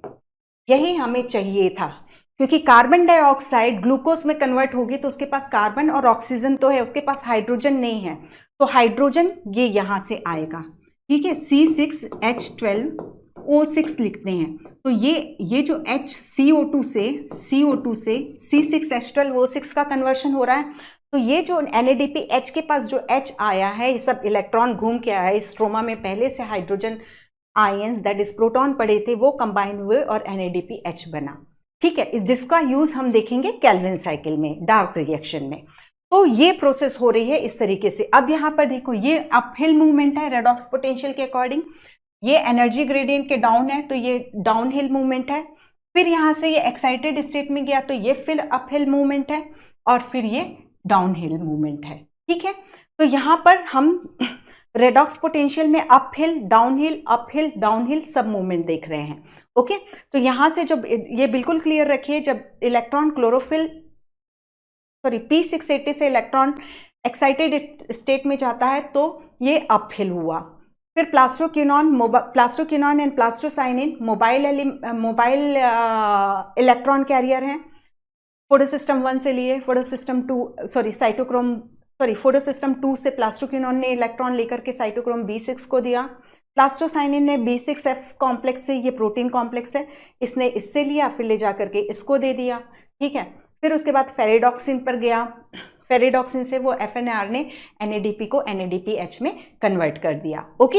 इतना ये हमने देखा। अब यहाँ पर एक चीज और है, प्रोटॉन भी बने थे, तो प्रोटॉन को कहाँ इकट्ठा किया, यहाँ पे इकट्ठा किया। जब भी ये प्लास्टोक्विनॉन से जब इलेक्ट्रॉन ट्रांसफर होता है, एक इलेक्ट्रॉन ट्रांसफर से क्या किया जाता है, ये सब यहाँ पे हैं, एक स्ट्रोमा में ऑलरेडी हाइड्रोजन आयंस प्रेजेंट है, तो यहाँ तो एक तो स्प्लिटिंग ऑफ वाटर से हमें प्रोटॉन्स मिल रहे हैं, ठीक है। स्प्लिटिंग ऑफ वाटर हो रहा है, जैसे मैंने 2H2O स्प्लिट कराया तो 4 प्रोटॉन्स 4 इलेक्ट्रॉन्स और 1 मॉलिक्यूल ऑफ ऑक्सीजन निकला। यहाँ पर जो प्रोटॉन्स थे उनको मैंने थाइलेकॉइड ल्यूमेन में ही रुकवा दिया। अब लेकिन जब ये इलेक्ट्रॉन की मूवमेंट हो रही है तो ये प्लास्टोक्विनॉन जो है, प्लास्टोक्विनॉन प्रोटॉन को भी लेता है, को भी मूव करा रहा है और इलेक्ट्रॉन को भी मूव करा रहा है। तो स्ट्रोमा से इसने 2 प्रोटॉन पिक किया और उसको कहाँ छोड़ दिया, स्ट्रोमा से लेकर के 2 इलेक्ट्रॉन को लेकर जा रहा है, साथ में 2 प्रोटॉन को लेकर के गया और उसको भी थाइलेकॉइड ल्यूमेन में छोड़ दिया। तो हम इस प्रोसेस में, और फिर यहाँ से भी जब ये इलेक्ट्रॉन मूव होगा तो यही होता है कि जो स्ट्रोमा में इलेक्ट्रॉन्स प्रेजेंट हैं उनको स्ट्रोमा से उठा करके थाइलेकॉइड ल्यूमेन में छोड़ दिया जाता है, ठीक है। तो थाइलेकॉइड ल्यूमेन जो है, थाइलेकॉइड की जो कैविटी है, ये अंदर वाला स्पेस है, यहाँ पर प्रोटॉन का ग्रेडियंट मतलब प्रोटॉन का कॉन्सेंट्रेशन बढ़ता जाता है, ठीक है। अब ये चीज हुआ। अब एक चीज और है, और इनको मतलब इनको मूव कराने के लिए हमें एनर्जी चाहिए, तो वो कहाँ से मिल रही है। एक्चुअली जब ये डाउन हिल मूवमेंट हो रही है, यहाँ पर जब कभी भी ये मूवमेंट हो रही है तो जो फ्री एनर्जी रिलीज होगी वो स्ट्रोमा से वो एनर्जी स्ट्रोमा से प्रोटॉन को थाइलेकॉइड ल्यूमेन में छोड़ेगी। ठीक है, क्योंकि हमने देखो यहाँ NADPH तो बना लिया, जब हमने देखा था कि लाइट रिएक्शन में हमको क्या क्या बनवाना है तो NADPH बनवाया था, हमने ATP भी बनवाया था, क्योंकि ATP वहाँ केल्विन साइकिल में हमें फॉस्फोराइलेशन के लिए लगेगा, तो ATP बनवाया था। तो ये जो हम प्रोटॉन को इकट्ठा करते जा रहे हैं थाइलेकॉइड ल्यूमेन में, वो ATP बनवाने के लिए इकट्ठा कर रहे हैं। ठीक है, अब इतना क्लियर है, बहुत सिंपल सा है। हाँ, एक चीज और याद रखिएगा, जो फोटो सिस्टम 1 है उसका जो प्राइमरी इलेक्ट्रॉन एक्सेप्टर होता है, जो क्लोरोफिल A P700 से इलेक्ट्रॉन एक्सेप्ट करता है, वो आयरन सल्फर प्रोटीन होता है। ठीक है, यहाँ पे भी एक प्राइमरी इलेक्ट्रॉन एक्सेप्टर होता है जिसे जो फियोफाइटिन होता है, लेकिन यहाँ पर आप जो NCERT में कुछ भी मेंशन नहीं है, तो आप मतलब क्लोरोफिल P680 से इलेक्ट्रॉन निकल करके प्लास्टोक्विनोन में जाता है। प्लास्टोक्विनोन हाइड्रोजन मतलब प्रोटॉन्स को भी कैरी करता है और इलेक्ट्रॉन्स को भी कैरी करता है। वो कहाँ से इलेक्ट्रॉन को कैरी कर रहा है? स्ट्रोमा से लेकर के थाइलेकॉइड में छोड़ रहा है। ठीक है, और जब वो इलेक्ट्रॉन पास करेगा तो भी एक एक इलेक्ट्रॉन को वो थाइलेकॉइड ल्यूमेन में रिलीज करेगा। ठीक है, और जो जब इसका डाउन हिल मूवमेंट होगा तो जो एनर्जी रिलीज होगी वही प्रोटॉन को स्ट्रोमा से थाइलेकॉइड में ले जाने के लिए यूज होगी। तो यहाँ पर जो क्वेश्चंस होते हैं, फोटोलिसिस ऑफ वाटर कहाँ हो रही है? थाइलेकॉइड ल्यूमेन साइड हो रही है। FNR ferredoxin NADP FNR ferredoxin NADP reductase enzyme towards stroma site है। ठीक है, अब इसके बाद हम देखेंगे कि अब जितना कुछ भी लिखा हुआ है ना NCERT में, वो इतनी यही चीजें लिखी हुई हैं। ठीक है, ये हो गया, ये हमें Z शेप का दिखाई दे रहा है। ठीक है, ये नॉन साइक्लिक फोटोफॉस्फोराइलेशन भी कहते हैं, Z स्किन भी कहते हैं। ठीक है, एक DCMU होता है हर्बिसाइड, वो यहाँ पर इस लाइट रिएक्शन को या Z स्किन को फोटोसिस्टम 2 से प्लास्टोक्विनोन में इलेक्ट्रॉन जाने को रोकता है। ठीक है, इसका देख लिया। स्ट्रोमा साइड FNR है, वो हमने देख लिया। ठीक है, और इस प्रोसेस में जो फ्री एनर्जी रिलीज हुई उसने स्ट्रोमा के इलेक्ट्रॉन को थाइलेकॉइड में पहुंचाया, ये सब हमने देख लिया है। इस प्रोसेस में हमने एक तो इलेक्ट्रॉन को मूव करा करके NADP के पास पहुंचा दिया। NADP जो ये एंजाइम है, FNR एंजाइम है, फेरिडॉक्सिन NADP रिडक्टेज एंजाइम है, उसने NADP इलेक्ट्रॉन तो घूम फिर के आए, वो हो गया। और ये स्ट्रोमा है, स्ट्रोमा में प्रोटॉन्स प्रेजेंट है। तो यहाँ पर देखो NADP plus 2 electron plus stroma से 2 हाइड्रोजन प्लस इकट्ठा करके हमने क्या बना दिया है? NADPH। अब अभी हमने जो नहीं बनवाया है दैट इज ATP को नहीं बनवाया है। ATP हम बनवाएंगे केमी ऑस्मोसिस थ्योरी जो पीटर मिशेल ने प्रपोज की है कि किस तरीके से ATP की सिंथेसिस होती है। ठीक है, तो ये चीज है, और कुछ लिखा होगा तो वो हम और देख लेते हैं। क्लियर? तो make it very clear, photolysis of water किस साइड हो रही है? Towards thylakoid lumen. FNR जो है टुवर्ड्स स्ट्रोमा साइड है। ओके, अब मैं इसको एक बार और देख लो आप। Photosystem 2, photosystem 1। फोटोसिस्टम 2 एंड 1 बोलते हैं तो LHC प्लस रिएक्शन सेंटर दोनों को इंक्लूड किया जाता है। रिएक्शन सेंटर फोटोसिस्टम 2 का P680 होता है, फोटोसिस्टम 1 का P700 होता है। ये सब मतलब जो LHC में जो क्लोरोफिल मॉलिक्यूल है, एक क्वांटासोम जो 230 क्लोरोफिल मॉलिक्यूल का बना होता है, एंड समथिंग 160 क्लोरोफिल A के मॉलिक्यूल होते हैं और 70 क्लोरोफिल B के मॉलिक्यूल होते हैं। इसके अलावा कैरोटीनॉइड्स यहाँ पर और प्रेजेंट होंगे। ठीक है, तो ये जो है LHC में प्रेजेंट रहेंगे। रिएक्शन सेंटर बीच में है जिसमें क्लोरोफिल A के 2 मॉलिक्यूल होंगे। यहाँ पर जो उसका फॉर्म है वो मतलब हम P680 बोलते हैं, यानी वो वाला जो रिएक्शन सेंटर का क्लोरोफिल मॉलिक्यूल्स हैं, 1 पेयर ऑफ क्लोरोफिल मॉलिक्यूल्स, वो एब्जॉर्ब करते हैं 680 nm की वेवलेंथ को, और यहाँ वाला जो रिएक्शन सेंटर है वो 700 nm की वेवलेंथ को एब्जॉर्ब करता है। That is very specific. एक चीज और, अच्छा वो मैंने अभी मिटाया नहीं। अब जब क्या होता है, यदि हम देखो यहाँ इसको ऑपरेट करना है तो 680 की वेवलेंथ चाहिए, 680 की वेवलेंथ चाहिए, यानी वो 700 से नीचे की वेवलेंथ है। अब मैं एक काम करूं कि मैं स्पेसिफिकली इसको 700 मतलब 680 से ऊपर की ही वेवलेंथ दूं, तो उसमें क्या होगा, ये वाला फोटो सिस्टम 2 तो एक्टिव नहीं होगा, केवल कौन सा सिस्टम एक्टिव होगा? फोटो सिस्टम 1 एक्टिव होगा। तो जब केवल फोटो सिस्टम 1 एक्टिव है तो उसको मालूम है यहाँ से तो इलेक्ट्रॉन की सप्लाई होनी नहीं है, तो ये क्या करेगा? फेरिडॉक्सिन तक जाएगा, फेरिडॉक्सिन से ये इलेक्ट्रॉन को साइटोक्रोम B6F कॉम्प्लेक्स में पहुंचाएगा, फिर वो प्लास्टोसाइनिन में आएगा, प्लास्टोसाइनिन से P700 में आ जाएगा। ठीक है, तो इस प्रोसेस में एटीपी सिंथेसिस तो होती है, लेकिन ये NADPH की सिंथेसिस नहीं होती। तो जब ये साइक्लिक मूवमेंट इलेक्ट्रॉन की होती है तो हम इसे साइक्लिक फोटोफॉस्फोराइलेशन कहते हैं। तो नाम से क्लियर है, cyclic electron cyclic movement show करेगा, cytochrome B6F, plastocyanin, P700, F ferredoxin, ये और साइक्लिक, उसके बाद हम जोड़ रहे हैं फोटोफॉस्फोराइलेशन। मेक इट क्लियर कि यहाँ ATP photophosphorylation that is light energy को हम यूज करेंगे एटीपी सिंथेसिस में, मतलब एटीपी सिंथेसिस का बनना तो होगा साइक्लिक फोटोफॉस्फोराइलेशन में, बट हम इधर नहीं भेज रहे हैं तो NADPH जो है नहीं बनेगा। ओके, तो ये चीज हो गई। और हाँ, अब ये कंडीशन क्या आई?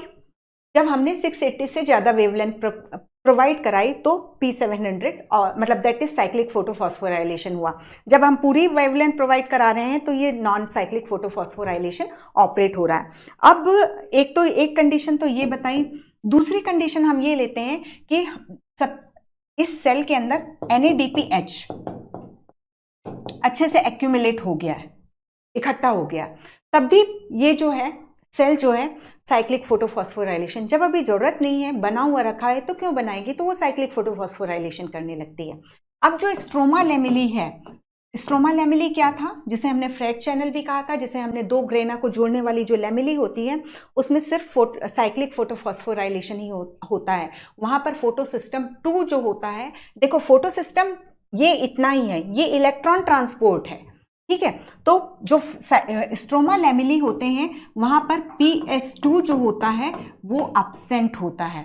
तो स्ट्रोमा लैमेली में सिर्फ फोटो सिस्टम 1 है और ये इलेक्ट्रॉन ट्रांसपोर्टर हैं, तो वो ये इसको ऑपरेट करते हैं साइक्लिक स्ट्रोमा लैमेली या इंटरग्रेनल लैमेली या फ्रेट चैनल में साइक्लिक फोटोफॉस्फोराइलेशन ऑपरेट होता है। ठीक है, और बैक्टीरियाज जो होते हैं वो इंफ्रारेड जो होता है उसमें फोटोसिंथेसिस को परफॉर्म करते हैं। तो ये हो गया, यही है लाइट रिएक्शन। लाइट रिएक्शन जो चलता है वो सिर्फ इतना ही है।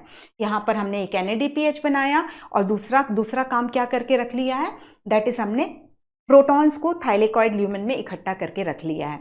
अब इसके बाद हम देखते हैं कि ये थाइलेकॉइड पे क्यों हमने इकट्ठा किया है। अब यही चीज है, ये थाइलेकॉइड, ठीक है।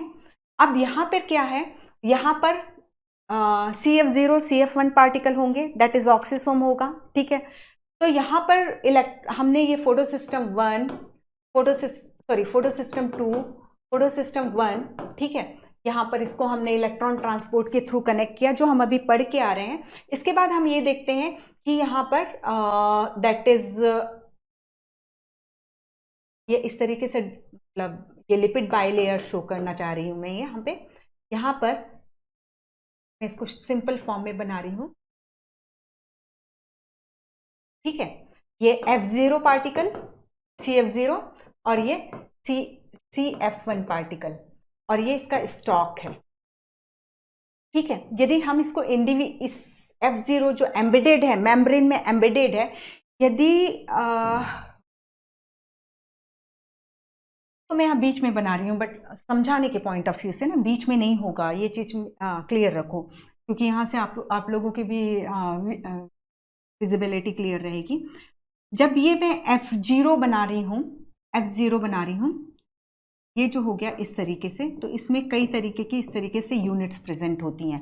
ठीक है, ये रॉड है, ठीक है, और ये जो कैटालिटिक नॉब होता है, कैटालिटिक नॉब बेसिकली कुछ नहीं, CF1 क्या होता है, that is ATP synthetase enzyme होता है। ये ATP सिंथेस एंजाइम है जो ATP की सिंथेसिस करेगा।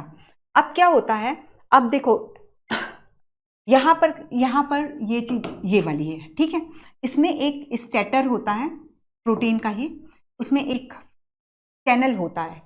तो यहाँ पर इसे में लेते हैं, ये स्टेटर है, ठीक है, ये रोटर है, तो दैट इज ये ऐसे घूमेगा यहाँ पर। ओके, ये जैसे ऐसे इसको मैं ऐसे बना लूँ, मैं अपने फिंगर्स बहुत ज़्यादा यूज़ करती हूँ एक्सप्लेनेशन में, एक ये है, ये है, ये है, ऐसे करके है, तो यहाँ पर प्रोटॉन्स आकर के इससे बाइंड होंगे, और एक ये स्टेटर है, स्टेटर में एक ओपनिंग है, ठीक है, इनलेट है, वो चैनल प्रोटीन है, कुछ नहीं है बल्कि चैनल प्रोटीन है। जैसे ये मैंने इसको ये एक यहाँ पर इसकी ओपनिंग बना दी, यहाँ से ये ये यहाँ से प्रोटॉन अंदर घुसेगा, ठीक है, इस पे बाइंड हो गया, इस पे बाइंड हुआ, सब पे एक एक बाइंड हो जाएंगे, और ये इसको स्पिन कराएगा, ऐसे मूव कराएगा, ये स्पिन कराएगा, और फिर जब ये एक पूरा रोटर में, ये जो रोटर है,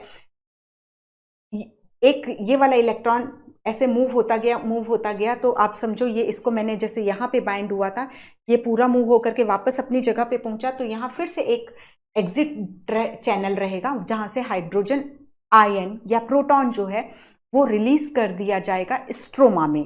कहाँ से पिक किया था इसने? इसको पिक किया था थाइलेकॉइड ल्यूमेन से, इसने घुमा करके उसको किस साइड छोड़ दिया? स्ट्रोमा में छोड़ दिया। तो अब हम यहाँ पर देखते हैं, यहाँ से मैंने स्टेटर जो है उसमें आयन को, प्रोटॉन को एंटर कराया, हाइड्रोजन आयन को एंटर कराया, ये रोटर जो है इसने उसको एक चक्कर घुमाया, पूरा एक राउंड घुमाया, और फिर यहाँ से इसको स्ट्रोमा में रिलीज कर दिया, तो यहाँ से हाइड्रोजन आयन आया और यहाँ से निकल गया। अब जो ये प्रोटॉन ग्रेडियंट वर्ड क्या होता है? That is gradient, that is कहीं पर दो जगह पे हम कंपेयर करते हैं, ग्रेडियंट वर्ड, ठीक है, एक साइड ज्यादा एक साइड कम। तो हमने देखा था कि किस तरीके से हमने जब इलेक्ट्रॉन भी मूव हो रहे थे तो वो जो फ्री एनर्जी रिलीज हो रही थी उसका यूज करके हमने स्ट्रोमा के प्रोटॉन्स को भी थाइलेकॉइड ल्यूमेन में पहुंचा दिया था, और वाटर की स्प्लिटिंग से जो प्रोटॉन्स बने थे वो ऑलरेडी ल्यूमेन में प्रेजेंट थे। तो यहाँ हाई कंसंट्रेशन था हाइड्रोजन आयन का और स्ट्रोमा साइड में लो था, तो डिफ्यूजन होगा। अब इन प्रोटॉन्स को लिपिड नहीं जाने दे रही, ये कहाँ से जाएंगे? चैनल प्रोटीन से जाएंगे। चैनल प्रोटीन कौन प्रोवाइड करा रहा है? ये F1 F0 पार्टिकल पर प्रोवाइड करा रहे हैं, उसमें भी स्पेसिफिकली F0 जो कि मेम्ब्रेन में एम्बेडेड है, जिसे हम रोटर बोल रहे हैं, और इसके साइड में ये मैंने जो जोड़ा हुआ है ये है स्टेटर, इसमें एक एंट्री है, आप यहाँ से घुसिए और एक चक्कर लीजिए और फिर यहाँ से निकल जाइए, ठीक है, यहाँ से एंट्री लीजिए, रोटर में बाइंड होकर के एक घूमिए और फिर स्ट्रोमा को चले जाइए। तो ये जो प्रोटॉन में जो भी पोटेंशियल एनर्जी है, जब ये रोटर मूव करेगा तो ये इंटरनल रॉड जो है वो मूव करेगी, मैकेनिकल एनर्जी में, पोटेंशियल एनर्जी मैकेनिकल एनर्जी में कन्वर्ट हुई, और ये मैकेनिकल एनर्जी को ये एटीपी सिंथेज, ठीक है, जो कैटालिटिक नॉब है, जो कि कुछ नहीं बल्कि एटीपी सिंथेज एंजाइम है, वो इस मैकेनिकल एनर्जी का यूज करेगा एडीपी के साथ इनऑर्गेनिक फॉस्फेट को बॉन्ड बनाने में, और बन जाएगा एटीपी, ठीक है, यही चीज होगी। बस थोड़ा सा आपको मतलब एक्चुअली आप लोगों ने देखा होगा, आप लोगों ने तो बहुत अच्छे से लॉन्ग ईयर क्लासेस में इसको किया होगा, बट सिर्फ एटीपी कैसे सिंथेसाइज हुई उसके लिए हमने प्रोटॉन ग्रेडियंट बनाया। थाइलेकॉइड ल्यूमेन में, कैविटी में, थाइलेकॉइड के अंदर हमने खूब सारे प्रोटॉन्स को भर करके रख दिया है, और स्ट्रोमा में कम प्रोटॉन है तो ग्रेडियंट डेवलप हो गया। अब जब वो डिफ्यूज तो होंगे ही हमेशा हाई कंसंट्रेशन से लो कंसंट्रेशन, तो हमने बोला कि आप कहाँ से जाओगे? आप रोटर के स्टेटर के एक चैनल प्रोटीन से अंदर होगे, रोटर में घूमोगे, और फिर स्टेटर का जो आउटलेट है वो आपको स्ट्रोमा में छोड़ देगा। तो हमने क्या इनसे रोटर को मूव करवाया, स्पिन करवाया, और उसकी स्पिनिंग, रोटर की स्पिनिंग के कारण इंटरनल रॉड स्पिन हुआ, और उसकी जो उसमें जो मैकेनिकल एनर्जी आ रही थी, जो एनर्जी प्रोटॉन की एनर्जी जो है मैकेनिकल एनर्जी में कन्वर्ट हुई, catalytic knob that is CF1 particle ने उससे एटीपी को सिंथेसाइज करवा लिया। तो ये होता है, तो इस तरीके से ये काम से एटीपी की सिंथेसिस हो गई। यही चीज है लाइट रिएक्शन, किस तरीके से NADPH बना और किस तरीके से एटीपी का फॉर्मेशन हुआ। ओके, देन हाँ, यही है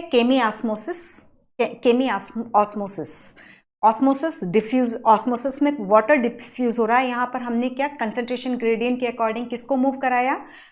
प्रोटॉन्स को मूव कराया। प्रोटॉन मोटिव फोर्स जो डेवलप हुआ था उससे हमने उसको घुमा करके स्पिन, रोटर में घुमा करके हमने मैकेनिकल एनर्जी में कन्वर्ट कराया, फिर कैटालिटिक नॉब ने उसको एटीपी सिंथेसिस में यूज कर ली। ठीक है, अब जो NCERT बोल रही है हम उसको फटाफट रीड करते हैं। सब चीज आप अभी सीक्वेंस पूरा हमें सब कुछ पता है। The pigment are organise into two discrete photochemical light harvesting complex LHC1 and LHC2। ठीक है, फोटो सिस्टम 1 में रिएक्शन सेंटर एंड LHC दोनों ही को मिला करके ही फोटो सिस्टम बनते हैं। These are named in the sequence of their discovery। Photo system 1 को पहले डिस्कवर किया गया था, फोटो सिस्टम 2 को बाद में डिस्कवर किया गया था। ये नहीं कि फोटो सिस्टम 1 पहले ऑपरेट होगा, ऐसा कुछ नहीं, ये साइमल्टेनियस ऑपरेशन को साइमल्टेनियसली ऑपरेट होंगे। Then the LHC are made up of 100 of pigment molecule bound to protein. तो जो LHC मैंने बनाया था, ये LHC, जो LHC में यहाँ पर मैंने क्लोरोफिल मॉलिक्यूल को रख दिए थे इस तरीके से सर्कुलर में, और सेंटर में रिएक्शन सेंटर बनाया था। तो ये क्या है, प्रोटीन कॉम्प्लेक्स ही है, प्रोटीन से ही बना हुआ है जिसमें क्लोरोफिल मॉलिक्यूल या एसेसरी पिगमेंट्स प्रेजेंट हैं। तो LHC are made up of 100 of pigment. LHC में कई सारे chlorophyll and chlorophyll B molecule हैं जो किससे बंधे हुए हैं, किस में प्रेजेंट है, प्रोटीन में प्रेजेंट है। Each photo system has all the pigment except one molecule of chlorophyll A forming a light harvesting system called antennae। ठीक है, तो लाइट हार्वेस्टिंग सिस्टम को ही हम एंटीनी भी कहते हैं। This pigment help to make photosynthesis more efficient by, हाँ, इतने सारे को रखने की क्या जरूरत थी, क्योंकि हम देख रहे हैं कि हर एक का अपना एक वेवलेंथ को एब्जॉर्ब करने की कैपेसिटी है। तो जो क्लोरोफिल एसेसरी पिगमेंट्स हो गए वो एक वाइडर वेवलेंथ को एब्जॉर्ब करेंगी और फोटोसिंथेसिस को और प्रमोट करेंगी। ठीक है, these pigment help to make photosynthesis more efficient by absorbing different wavelength of light। okay, then ये देखो, इस तरीके से एक फोटोन जो है एक इलेक्ट्रॉन के एमिशन के लिए रिस्पॉन्सिबल होता है। ये इसने किया, इसने इसको भेजा, इसने इसको लाइट मतलब एनर्जी ट्रांसफर की, इसने इसको की, फिर ये रिएक्शन सेंटर है, रिएक्शन सेंटर सपोज P680 है, तो इसने इलेक्ट्रॉन को रिलीज किया। यहाँ का जो ग्राउंड स्टेट का इलेक्ट्रॉन था वो एक्साइट हुआ। ओके, तो ये हो गया। Next, the single chlorophyll A molecule form the reaction centre. Single chlorophyll A लिख रहा है बट बिल्कुल क्लियर है, that is pair of chlorophyll A molecule होते हैं वहां पे। ठीक है, तो ये चीज है। The reaction centre is different in both the photo system. In photo system 1 the reaction centre is P700 और फोटो सिस्टम 2 में ये P680 होता है। अब in photosystem 2 the reaction center chlorophyll A absorbs 680 nm wavelength of red light। ये red हो गए।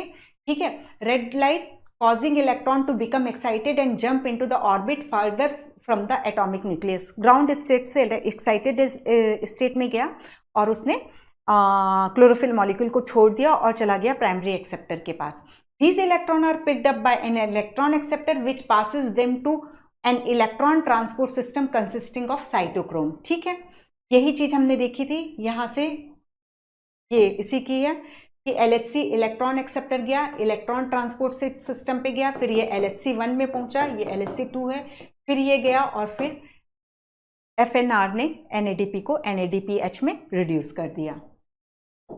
Then this movement of electron is downhill in terms of an electron transport में। ठीक है, downhill है, this movement of electron is downhill in terms of an oxidation reduction और redox potential scale।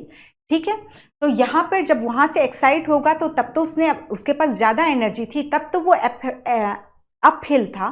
फिर लेकिन जो इलेक्ट्रॉन ट्रांसपोर्ट सिस्टम जो है, जो हम प्लास्टोक्विनोन से cytochrome B6F complex and plastocyanin में भेज रहे हैं, वो जो है वो डाउनहिल हो जाता है। ठीक है, तो the electron are not used up as they pass through the electron transport chain but are passed on to the pigment of photosystem 1। Photosystem 2 से निकल करके फोटोसिस्टम 2 में चला गया, सॉरी फोटोसिस्टम 2 से निकल के वो इलेक्ट्रॉन ट्रांसपोर्ट चेन से होता हुआ फोटोसिस्टम 1 में पहुंच गया। इलेक्ट्रॉन ट्रांसपोर्ट में ये जो इलेक्ट्रॉन की मूवमेंट है डाउन द एनर्जी ग्रेडियंट है, तो उसी चीज को लिए लिख रहा है कि downhill in terms of redox potential scale। Simultaneously electron in the reaction center of PS1 are, अब इस लाइट PS1 में भी पड़ी, वहां से भी इलेक्ट्रॉन निकला। ठीक है, पढ़ लेते हैं। Simultaneously electron in the reaction center of PS1 are also excited when they receive red light of wavelength P700 nm and are transferred to another acceptor molecule। कौन था वो? फेरिडॉक्सिन था, that has a greater redox potential। Okay, वहां से फिर मैंने आपको हाथ ऊपर करके दिखाया था कि दिस इज अगेन अपहिल हो जाएगा। These electron then are moved downhill, फिर नीचे जाएगा। ठीक है, again this time to a molecule of energy rich NADP. The addition of these electron reduces NADP to NADPH. The whole scheme of the transfer of electron starting from PS2 uphill to the acceptor, ये देख लो, ये बिल्कुल clear लिख रहा है, starting from uphill to the acceptor, down the electron transport chain to PS1, excitation of electron transfer to another acceptor, and फिर ऊपर गया, फिर अपहिल हुआ, तो uphill, downhill, uphill, then downhill. Last में कौन ने रिसीव किया इसको? NADPH ने. ठीक है, NADP ने किया और उसने स्ट्रोमा से प्रोटॉन को पिक किया, क्योंकि NADPH बनाने के लिए उसको इलेक्ट्रॉन भी चाहिए, प्रोटॉन भी चाहिए. इलेक्ट्रॉन आपको इलेक्ट्रॉन ट्रांसपोर्ट सिस्टम ला करके, मतलब PS2, PS1 और इलेक्ट्रॉन ट्रांसपोर्ट चेन ला करके दे रहा है.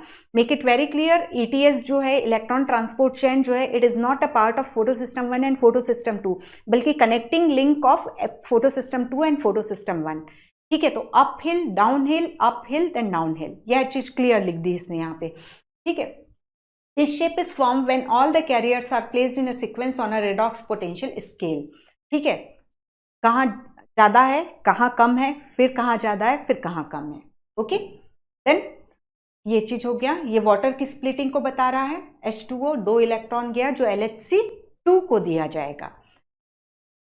देन स्प्लिटिंग ऑफ वाटर, अब हमने ये क्लियर देखा था कि जो इलेक्ट्रॉन की डेफिशिएंसी हो रही है ग्राउंड, जब लाइट के एब्जॉर्प्शन के कारण इलेक्ट्रॉन क्लोरोफिल मॉलिक्यूल को छोड़ते जा रहे हैं, तो उसकी डेफिशिएंसी को स्प्लिटिंग ऑफ वाटर जो है पूरा करेगा. और मैग्नीज और क्लोराइड जो है स्प्लिटिंग ऑफ वाटर के लिए रिक्वायर्ड होते हैं.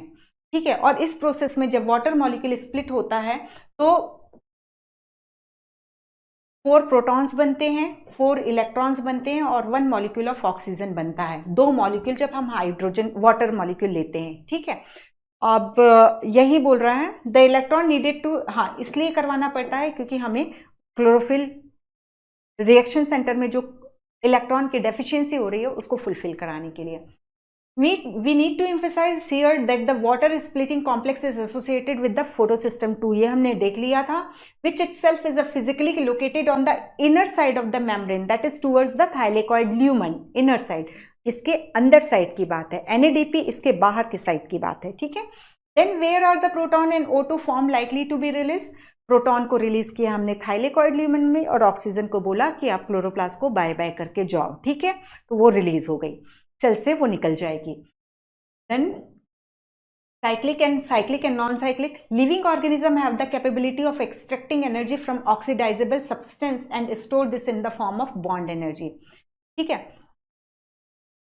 special substance like ATP carry this energy in their chemical bond. ठीक है, एक ATP में 2 हाई एनर्जी बॉन्ड होते हैं. AMP में कोई भी हाई एनर्जी बॉन्ड नहीं है, ADP में 1 हाई एनर्जी बॉन्ड है और ATP में 2 हाई एनर्जी बॉन्ड है. किया हुआ है question. The process through which ATP synthesise by cell is, हाँ, ATP synthesise by cell is name phosphorylation. अब जब फॉस्फोराइलेशन में हमने अभी जैसे इलेक्ट्रॉन के पास किसकी एनर्जी आ रही है? लाइट की एनर्जी आ रही है. ठीक है, फोटोन एब्जॉर्ब करके वो ग्राउंड से एक्साइटेड स्टेट में जा रहा है. तो लाइट एनर्जी को हम किस में यूज़ कर रहे हैं? ATP में सिंथेसिस में यूज़ कर रहे हैं, तो हम इसको फोटोफॉस्फोराइलेशन कहेंगे. जब हम माइटोकॉन्ड्रिया में इसको पढ़ेंगे तो हम वहाँ में ऑक्सीडेशन रिडक्शन की एनर्जी यूज़ करेंगे, तो हम उसे ऑक्सीडेटिव फॉस्फोराइलेशन बोलेंगे.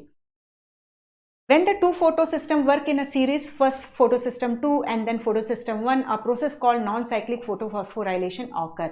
ठीक है, यहाँ पर जब तो 2 फोटोसिस्टम एक जेड स्कीम में काम करते हैं तो फर्स्ट फोटोसिस्टम 1 होता है, देन फोटोसिस्टम 2 होता है. Okay, the 2 photosystem are connected through an electron transport chain. वही चीज कि इलेक्ट्रॉन ट्रांसपोर्ट चेन को फोटोसिस्टम 1 एंड फोटोसिस्टम 2 का पार्ट नहीं लेना है, बल्कि उनकी कनेक्टिंग लिंक लेना है. Both ATP and NADPH are synthesized by this kind of flow of electron. When only PS1 is functional, the electron is circulated within the photosystem and the phosphorylation occur due to cyclic flow of electron. तो हमेशा याद रखिए, photosystem 1 non cyclic का भी part है और cyclic का भी पार्ट है, जबकि फोटोसिस्टम 2 जो होता है वो सिर्फ नॉन साइक्लिक फोटोफॉस्फोराइलेशन का पार्ट होता है. ठीक है, हमने साइक्लिक में देखा कहीं पे भी फोटोसिस्टम 2 इन्वॉल्व नहीं हुआ था. वहां पर फोटो सिस्टम 1 और इलेक्ट्रॉन ट्रांसपोर्ट चेन इन्वॉल्व हुई थी, जबकि जो नॉन साइक्लिक है उसमें फोटो सिस्टम 1 भी इन्वॉल्व होता है, फोटो सिस्टम 2 भी इन्वॉल्व होता है और फोटो सिस्टम 1 भी इन्वॉल्व होता है। ठीक है।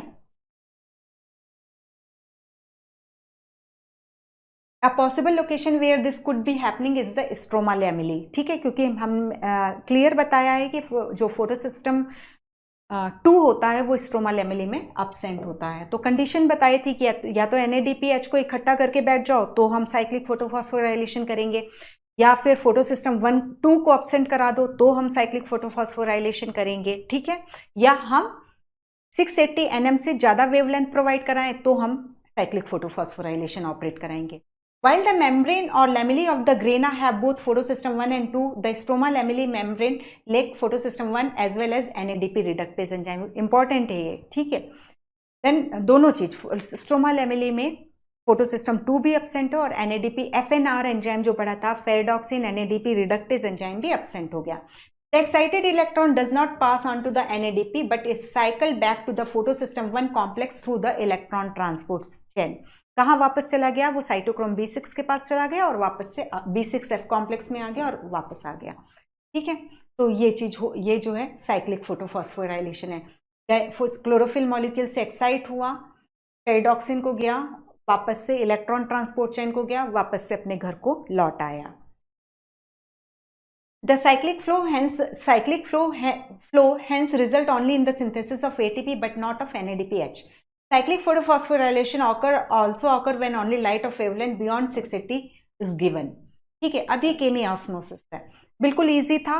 ठीक है, किस तरीके से हमने F0 F1 पार्टिकल से उसको क्रॉस कराया और हमने उसकी प्रोटॉन के इकट्ठा होने के कारण जो एनर्जी डेवलप हुई थी पोटेंशियल एनर्जी, उसको हमने मैकेनिकल एनर्जी में कन्वर्ट करा करके ATP सिंथेसिस में रोटर में घुमाया, इंटरनल रॉड को घुमाया और वो कर लिया। ठीक है, the chemiosmotic hypothesis Peter Mitchell ने प्रपोज की थी। Chemiosmotic hypothesis has been put forward to explain the mechanism. Like in respiration, in photosynthesis too, ATP synthesis is linked to development of a proton gradient across a membrane। हाँ, अब यहाँ पर याद रखिएगा कि प्रोटॉन ग्रेडियंट किस तरीके से स्टेब्लिश हुआ था। एक तो due to splitting of water molecule and दूसरा जब इलेक्ट्रॉन की मूवमेंट हो रही थी तो जो फ्री एनर्जी रिलीज हो रही थी वो यूज की जा रही थी उसको अंदर लाने में, स्ट्रोमा से प्रोटॉन को थाइलेकॉइड ल्यूमेन में पहुंचा। ठीक है, this time this are the membrane of thylakoid. Mitochondrial के इनर मेम्ब्रेन में देखते हैं, यहाँ पर थाइलेकॉइड मेम्ब्रेन में भी हम केमियोस्मोसिस प्रोसेस को देखेंगे। देयर इज वन डिफरेंस दो, here the proton accumulation is toward the inside of the membrane, lumen में होगा, जबकि रेस्पिरेशन में देखेंगे हम आउटर चैम्बर जो होता है, दैट इज माइटोकॉन्ड्रिया की आउटर मेम्ब्रेन और इनर मेम्ब्रेन के बीच जो स्पेस होता है जिसे हम आउटर चैम्बर कहते हैं, वहां पर प्रोटॉन ग्रेडियंट हम स्टैब्लिश करवाते हैं। मैट्रिक्स से प्रोटॉन को उठाते हैं और आउटर चैम्बर में डालते हैं। यहाँ पे हमने स्ट्रोमा से प्रोटॉन को उठाया और थाइलेकॉइड ल्यूमेन में स्टोर किया था। In respiration proton accumulated in the inter membrane space, जिसे हम आउटर चैम्बर भी कहते हैं। और फिर ठीक है,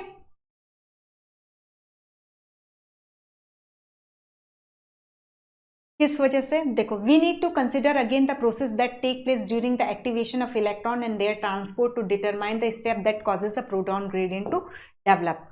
splitting of the water molecule take place on the inner side of the membrane. The proton or hydrogen ion that are produced by the splitting of water accumulated in thylakoid lumen. As the electron move through the photosystem, photons are transported across, as ETS में जैसे electron move करेंगे, जो free energy है वो भी stroma से thylakoid lumen में protons को पहुंचाएगी। This happens because the primary acceptor of electron, which is located towards the outer side of the membrane, transfer its electron not to an electron carrier but to an hydrogen carrier। Again इसको पढ़िए, this happen, देखो, as electron move through the photosystem, proton are transported across the membrane. This happens because the primary acceptor of electron कौन था? Plastoquinone, which is located toward the outer side of the membrane, towards the outer side of the membrane, that is towards the stroma. ठीक है, transfer its electron not to an electron carrier but to an hydrogen career. प्लास्टोक्विनॉन जो होता है वो proton को भी carry करता है और इलेक्ट्रॉन को भी कैरी करता है, उसके बाद जो है सिर्फ इलेक्ट्रॉन ही कैरी होते हैं। Okay, hence this molecule remove a proton from the stroma while transporting an electron. वही किया, 2 इलेक्ट्रॉन तो उसने किससे लिया, क्लोरोफिल A p680 से लिया 2 इलेक्ट्रॉन, और 2 प्रोटॉन उसने स्ट्रोमा से लिया। इलेक्ट्रॉन को ट्रांसफर किया आगे साइटोक्रोम B6F कॉम्प्लेक्स में, और जबकि प्रोटॉन को भेज दिया थाइलेकॉइड के अंदर। 2 प्रोटॉन पिक किया, 2 इलेक्ट्रॉन पिक किया। इलेक्ट्रॉन किसने दिया उसको, क्लोरोफिल मॉलिक्यूल ने, और प्रोटॉन किसने कहाँ से लिया उसने, स्ट्रोमा से। ठीक है। When this molecule passes on its electron to electron carrier on the inner side of the membrane, the proton is released into the inner side or the lumen side of the membrane. ठीक है, electron को उसने आगे बढ़ा दिया, electron transport chain में बढ़ा दिया, जबकि प्रोटॉन को कहाँ छोड़ दिया उसने, स्ट्रोमा से लेकर के थाइलेकॉइड ल्यूमेन में छोड़ा। The NADP reductase enzyme, that is FNR, is located on the stroma side of the membrane along with electron that come from the acceptor of electrons of photosystem 1. Proton are necessary for the reduction of NADP to NADPH. Electron तो घूम के आ गए, hydrogen ions भी चाहिए, that is proton भी चाहिए, जो pick किए जाएंगे। The proton are also remove from the stroma. तो मतलब NADP को रिड्यूस करने के लिए हमें इलेक्ट्रॉन और प्रोटॉन दोनों चाहिए। तो इलेक्ट्रॉन हमें इलेक्ट्रॉन ट्रांसपोर्ट सिस्टम और फोटो सिस्टम 1 से प्रोवाइड हो रहा है, जबकि जो प्रोटॉन्स चाहिए वो हम स्ट्रोमा से ले लेंगे। NADP रिडक्टेस एंजाइम जो है, जिसको हम FNR कह रहे हैं, वो कहाँ से लेगा प्रोटॉन, स्ट्रोमा से लेगा। तो उसी को ही लिख रहा है, these proton are removed from stroma, that is it is picked from stroma to reduce NADP। Okay, ये चीज है। Hence within the chloroplast, proton in the stroma decreases in number, जबकि थाइलेकॉइड में बढ़ते जा रहे हैं। This create a proton gradient across the thylakoid membrane as well as a measurable decrease in pH in the lumen. ठीक है, तो जब यदि हम pH की बात करें तो थाइलेकॉइड ल्यूमेन का pH जो है 5 हो जाता है और स्ट्रोमा का दिन के समय 8 के करीब होता है। तो कहीं से भी क्वेश्चन, क्योंकि हाइड्रोजन आयन जितने ज़्यादा इकट्ठे होंगे pH उतना ही डिक्रीज होता जाएगा, दैट इज एनवायरमेंट एसिडिक होता जाएगा। और जबकि स्ट्रोमा से निकालते जा रहे हैं दिन के समय इलेक्ट्रॉन और थाइलेकॉइड में भरते जा रहे हैं, तो स्ट्रोमा में हाइड्रोजन आयन की कमी हो रही है, डिक्रीज हो रहे हैं वहाँ पर, तो वहाँ का pH जो होता है वो एल्कलाइन होता है, बेसिक होता है, दैट इज 8 के करीब होता है। This gradient is important because it is the breakdown of this gradient. ठीक है, ब्रेकडाउन ऑफ दिस ग्रेडियंट कि अब जब अंदर थाइलेकॉइड ल्यूमेन में हाइड्रोजन आयन इकट्ठे हो गए हैं बहुत ज़्यादा, तो वो डिफ्यूज होंगे तो यहाँ पर जो ये थाइलेकॉइड मेम्ब्रेन है, ये स्ट्रोमा है, ये थाइलेकॉइड ल्यूमेन है, यहाँ 100 है, यहाँ 25 है। अब जब ये मूव होकर के इधर जाएंगे तो 100 मतलब हमें क्या करना है, 75 करना है। तो यहाँ से मूवमेंट चालू हुई, तो ये जो ग्रेडियंट था ये 75 हो गया, तब तो हम ग्रेडियंट बोलेंगे नहीं ना, दोनों इक्वल हो गए। तो यही ब्रेकडाउन ये बोल रहा है, this gradient is broken down due to the movement of proton, क्योंकि अंदर के साइड हाइड्रोजन आयन इकट्ठे हो गए थे, अब वो डिफ्यूज हो रहे हैं चैनल प्रोटीन के थ्रू। चैनल प्रोटीन कहाँ पे प्रेजेंट है, CF0 के मतलब ऑक्सीसोम के जो F0 पार्टिकल है वहाँ पर एक चैनल प्रोटीन है, उसको वो आने के लिए एक दरवाजा दिया गया है वहाँ से। तो वो प्रोटॉन मूव करके स्ट्रोमा में जा रहे हैं, तो ये जो ग्रेडियंट है वो टूट जा रहा है, यही बोल रहा है। This gradient is broken down due to the movement of proton across the membrane to the stroma through the transmembrane channel of the CF0। जो स्टेटर हम बोल रहे थे वो ट्रांसमेम्ब्रेन चैनल प्रोटीन है, यहाँ ये याद रखिएगा। फैसिलिटेटेड डिफ्यूजन हो रहा है प्रोटॉन का from thylakoid lumen to stroma. ठीक है, तो चैनल प्रोटीन है। ठीक है, चैनल प्रोटीन और कैरियर प्रोटीन को हम कलेक्टिवली क्या कहते हैं, परमिएज। तो CF0 में क्या है, परमिएज है या चैनल प्रोटीन है, और CF0 of the ATP synthase उन्हें नहीं लिखना चाहिए था, उन्हें पूरा CF0 CF1 पार्टिकल, क्योंकि ATP सिंथेज जो है that is CF1 particle alone हो जाता है। ठीक है, देन बट चलो, the ATP synthase enzyme consist of 2 part. अच्छा, इसको इस तरीके से मेंशन कर रहे हैं वो। One called the CF0 is embedded in the thylakoid membrane and form a transmembrane channel that carries out facilitated diffusion of proton from thylakoid lumen to stroma. The other portion is called CF1 and protrude ये outer surface that is toward stroma side पर उभरा हुआ रहता है, और that face stroma side पर होता है। The breakdown of the gradient provide enough energy। जब ये प्रोटॉन्स पास हो रहे हैं तो हमने देखा कि वो रोटर को स्पिन करा रहे हैं, और स्पिन कराने से उनका जो ये CF0 CF1 पार्टिकल है उसका जो इंटरनल रॉड है वो मूव हो रहा है, दैट इज वो मैकेनिकल एनर्जी में कन्वर्शन हो रहा है उसका, जिसको हम ATP, जो CF1 है जिसमें ATP सिंथेस एंजाइम है वो उसको ATP सिंथेसिस में यूज कर रहा है। फिर भी हम इनकी लैंग्वेज पढ़ लेते हैं कुछ यदि मिलता है तो। The breakdown of the gradient, ये समझ में आ गया होगा, 75 करना, एक साइड 100 था दूसरी साइड 50 था, तो हमको ये जो प्रोटॉन ग्रेडियंट बना है उसको ब्रेक करना है, ये बोल रहा है, क्योंकि डिफ्यूजन होगा चैनल प्रोटीन के थ्रू। The breakdown of the gradient provide enough energy to cause a conformational change in the CF1 particle of the ATP synthase which make the enzyme synthesis several molecule of energy packed ATP.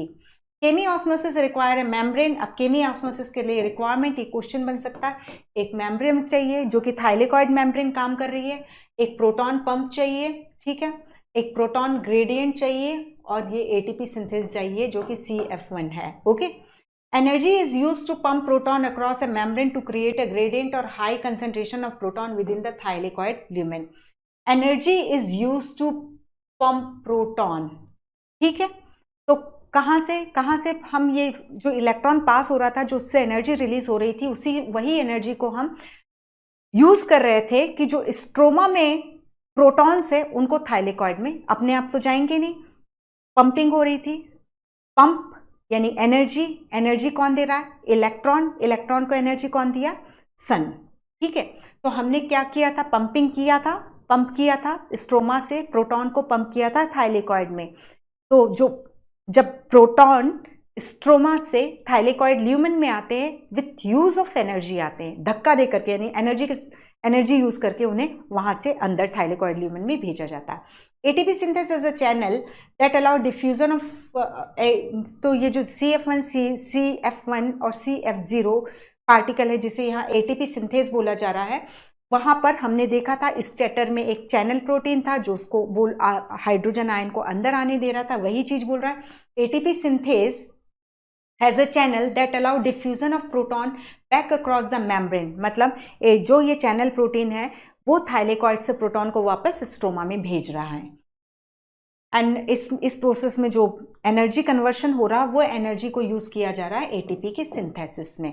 Along with the NADPH produced by the movement of electron, the ATP will be used immediately in the biosynthetic reaction taking place in the stroma responsible for fixing CO2 and synthesis of sugar। तो कुल मिलाकर के हम CO2 से glucose बनवा रहे हैं, ठीक है, C6H12O6। अब यहाँ पर क्या नहीं है, हमारे पास हाइड्रोजन नहीं है, ठीक है, तो हम क्या कर रहे हैं, हमें यहाँ पर हाइड्रोजन चाहिए, वो हम कहाँ से ला रहे हैं? क्लोरोफिल से इलेक्ट्रॉन एक्साइट करवा रहे हैं, फिर वाटर को स्प्लिट करा रहे हैं, ठीक है। तो सिंपल सा है, यहाँ पर कार्बन डाइऑक्साइड को हम ग्लूकोज में रिड्यूस कराएंगे। जो नेक्स्ट लेक्चर होगा जिसमें हम केल्विन साइकिल वगैरह पढ़ेंगे तो उसमें यही चीज होगी कि अब जो हमने NADPH बनाया है वो H दिया जाएगा और कार्बन डाइऑक्साइड को ये H हाइड्रोजन दे करके, केवल इलेक्ट्रॉन नहीं है, ये हाइड्रोजन एटम है पूरा, ठीक है, दे करके उसको कार्बन डाइऑक्साइड को C6H12O6 में कन्वर्ट किया जाएगा। फिर जब रेस्पिरेशन पढ़ेंगे तब हम देखेंगे कि हम 10NADH2 देखते हैं, 10NADH देखते हैं और 2 मॉलिक्यूल FADH का देखते हैं, ठीक है। तो फिर हम इसको यहाँ पे वापस से रिएक्शन कराएंगे और ये जो हाइड्रोजन है उनको हम किसमें फिर से पैक करवा दिए? FAD और NADH2। फिर इसको हम ATS में भेजेंगे। फिर उसी तरीके से जैसे अभी हमने केमियोस्मोसिस पढ़ा, बिल्कुल उसी तरीके से हम फिर से ATP सिंथेसाइज करवा लेंगे। ओके, तो ये था हमारा light reaction and chemiosmosis theory. Okay, तो प्लीज NCERT की लाइन को फिर से समझिए, पढ़िए इसको 2-3 बार। Thank you, take care.